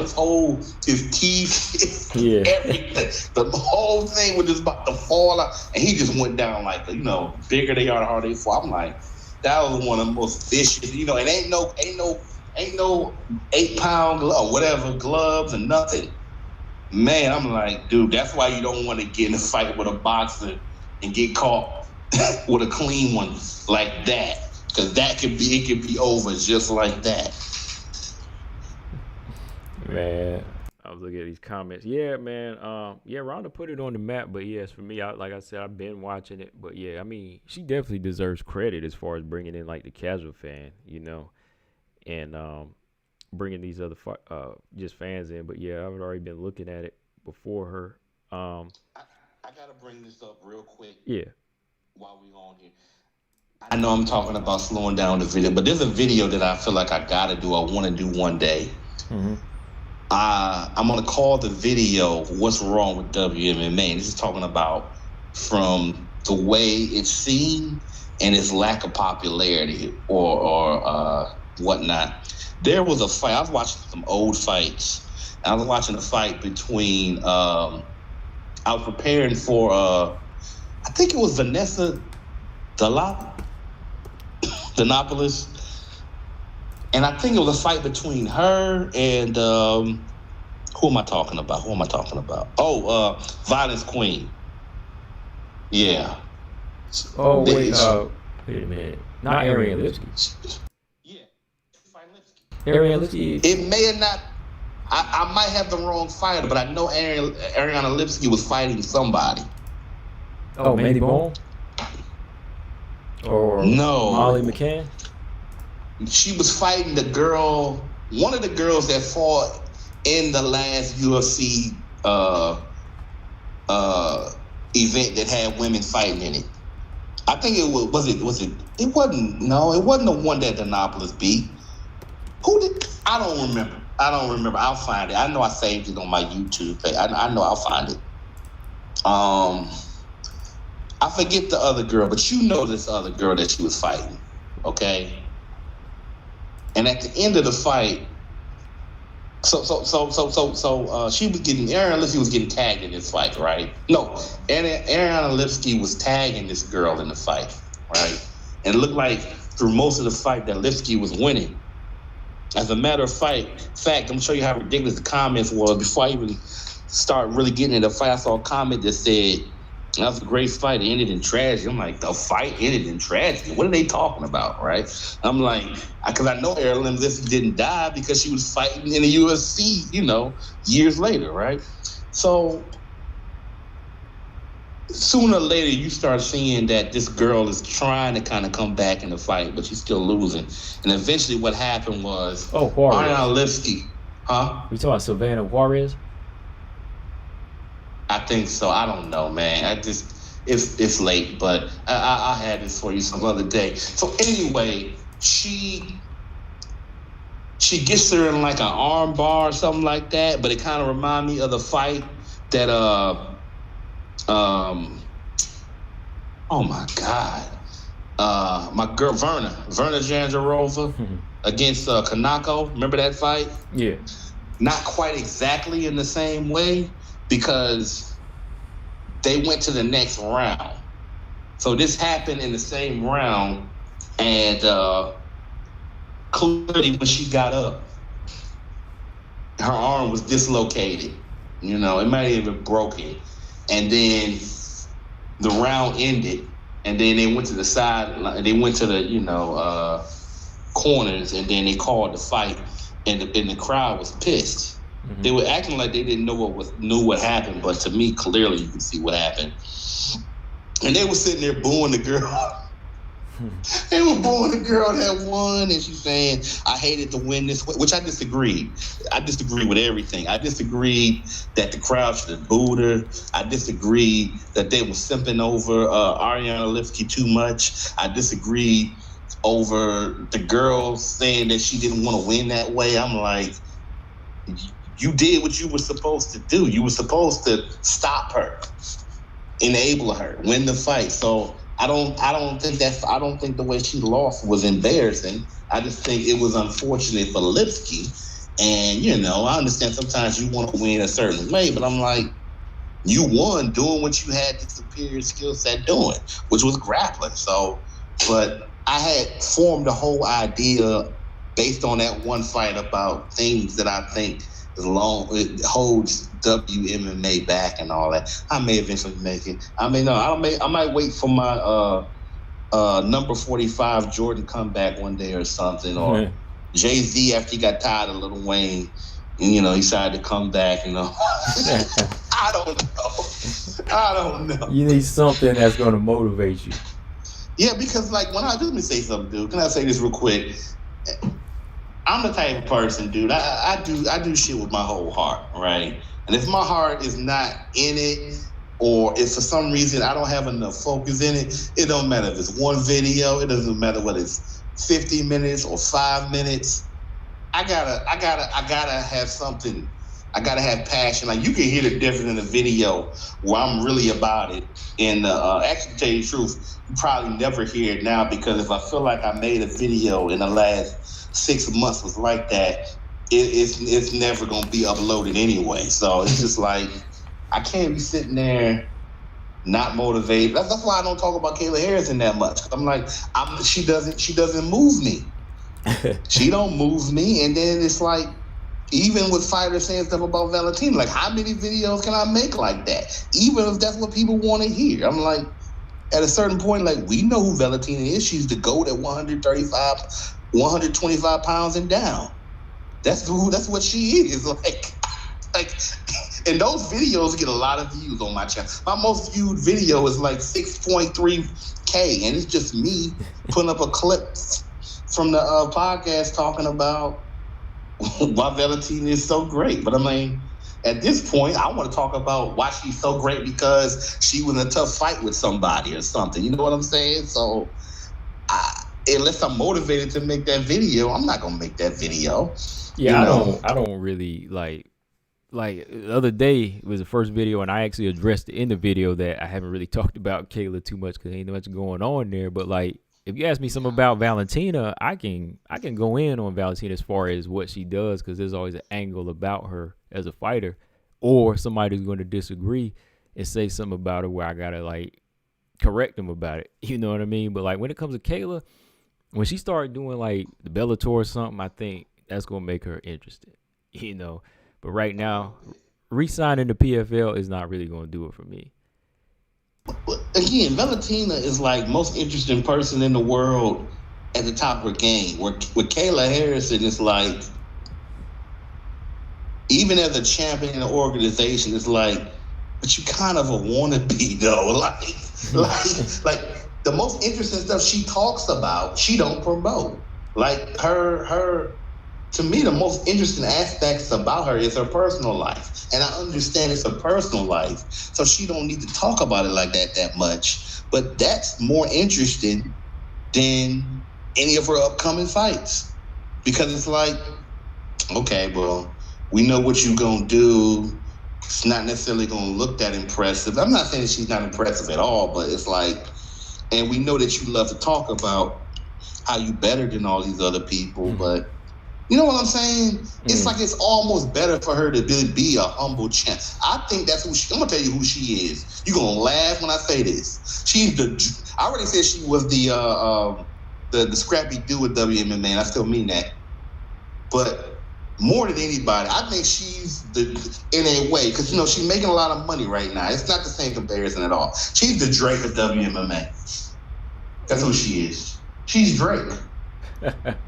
She's been very successful. A lot of people who are much more skilled than her, who've worked a lot harder, arguably, to be in their position in the same category, and yet she's more insecure than all of them.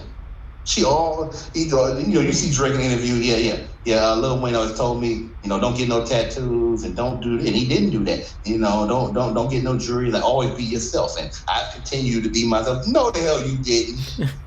That's why you got spanked by the dude from the Clips. That's why you got spanked by him. Oh yeah. In a battle, because you so happen to do well against one street rapper. And you start, okay, well, I won that battle. Well, I guess I'm the man now. Plus, I'm selling out these stadiums, and I got more streams than anybody in history. But the reality is, you still ain't no damn Michael Jackson, nigga, because it's not equivalent to the same level of album sales or fame. So, for all your accomplishment, you're the most. I'm not saying he's bad, but he's so acceptable. He's not even unique no more. He used to be hungry. He used to be a body when he first came out, and you had some level of respect for him, but now he just kind of generic and always. Same thing with Logic. They're trying too hard to prove themselves. Like, where's the confidence, man? Like, just make what you make, and people will just mess with it. And those who don't, you don't even need them. You don't even need them. So I would prefer Kayla just to be her. I think at this point, just be humble. Just be, because you end up looking like a clown. Mm-hmm. Yeah. Well, shoot, man. Let me see, y'all. Well, dang, man. Yeah, we've been on here for a minute, bro. But I think I'm about to wrap this thing. Yeah, combo live stream record books and whatnot. Yeah. I said, hey, he don't push the record. I mean, well, no, I think the record is still like a little over 3. I mean, we over 3 now, but I think we went up to almost 4 before with some other people on here. But let me see before I gotta pop something in here, man. I'm about starving right now, man. But what else you got, man? Final thoughts before I wrap this thing up, man. My final thoughts is that I'm really excited about the possible future of the 125 division as far as the women go. I hope that they keep Chikagian because I think she's an asset to the division. She may be a liability in terms of popularity, but to the division, I think in the long run they should keep her a couple of years. Okay. And I'm excited about Casey O'Neill. The Casey O'Neill fight. I want her to destroy Roxanne Modafarri. At the very least, something will be learned in that fight. So, and we'll see what happens with the strawweight division. And I'm always excited about Julianna Pena, and maybe one day they'll actually invest in a real featherweight division. And until something happens, Cyborg will just be knocking these girls out on a lunch break between doing little aerobics videos. and Valentina the Queen until proven otherwise. And we'll see what Amanda do. We'll see what Amanda do when she get back in the saddle talking about, I'm going to get my shit together. I'm like, well, you should have had it together for the fight. But, I'm not going to sit here and bash Nina because, at the end of the day, I've already done enough of that, and everybody else has. And at the end of the day, this is Amanda's legacy, not Nina's. So at this point now, the fight's over. We didn't looked at it 100 times. It's time to see what happens. True. And hopefully everything goes on. There'll be a few more videos from me before I take an indefinite hiatus. And yeah, Savage out. Thank you again for letting me rock with you. Yeah, man. Always good to hear from you, man. Good points, good show tonight, man. And I'll catch you in the next one. All right. Out. All right, y'all. I'm about to get up out of here. Yeah, we done pushed like 3 on this one. But like I said, I ain't gonna be back till like later mid next week or something. No, maybe I'll be back like Monday or something. But I'm gonna be busy this whole end of the week. So yeah, man. Shout out to everybody in the chat. I got to go. Make sure y'all hit the thumbs up and subscribe if you haven't. Like always, Combo Breaker 99. I am out. Subscribe.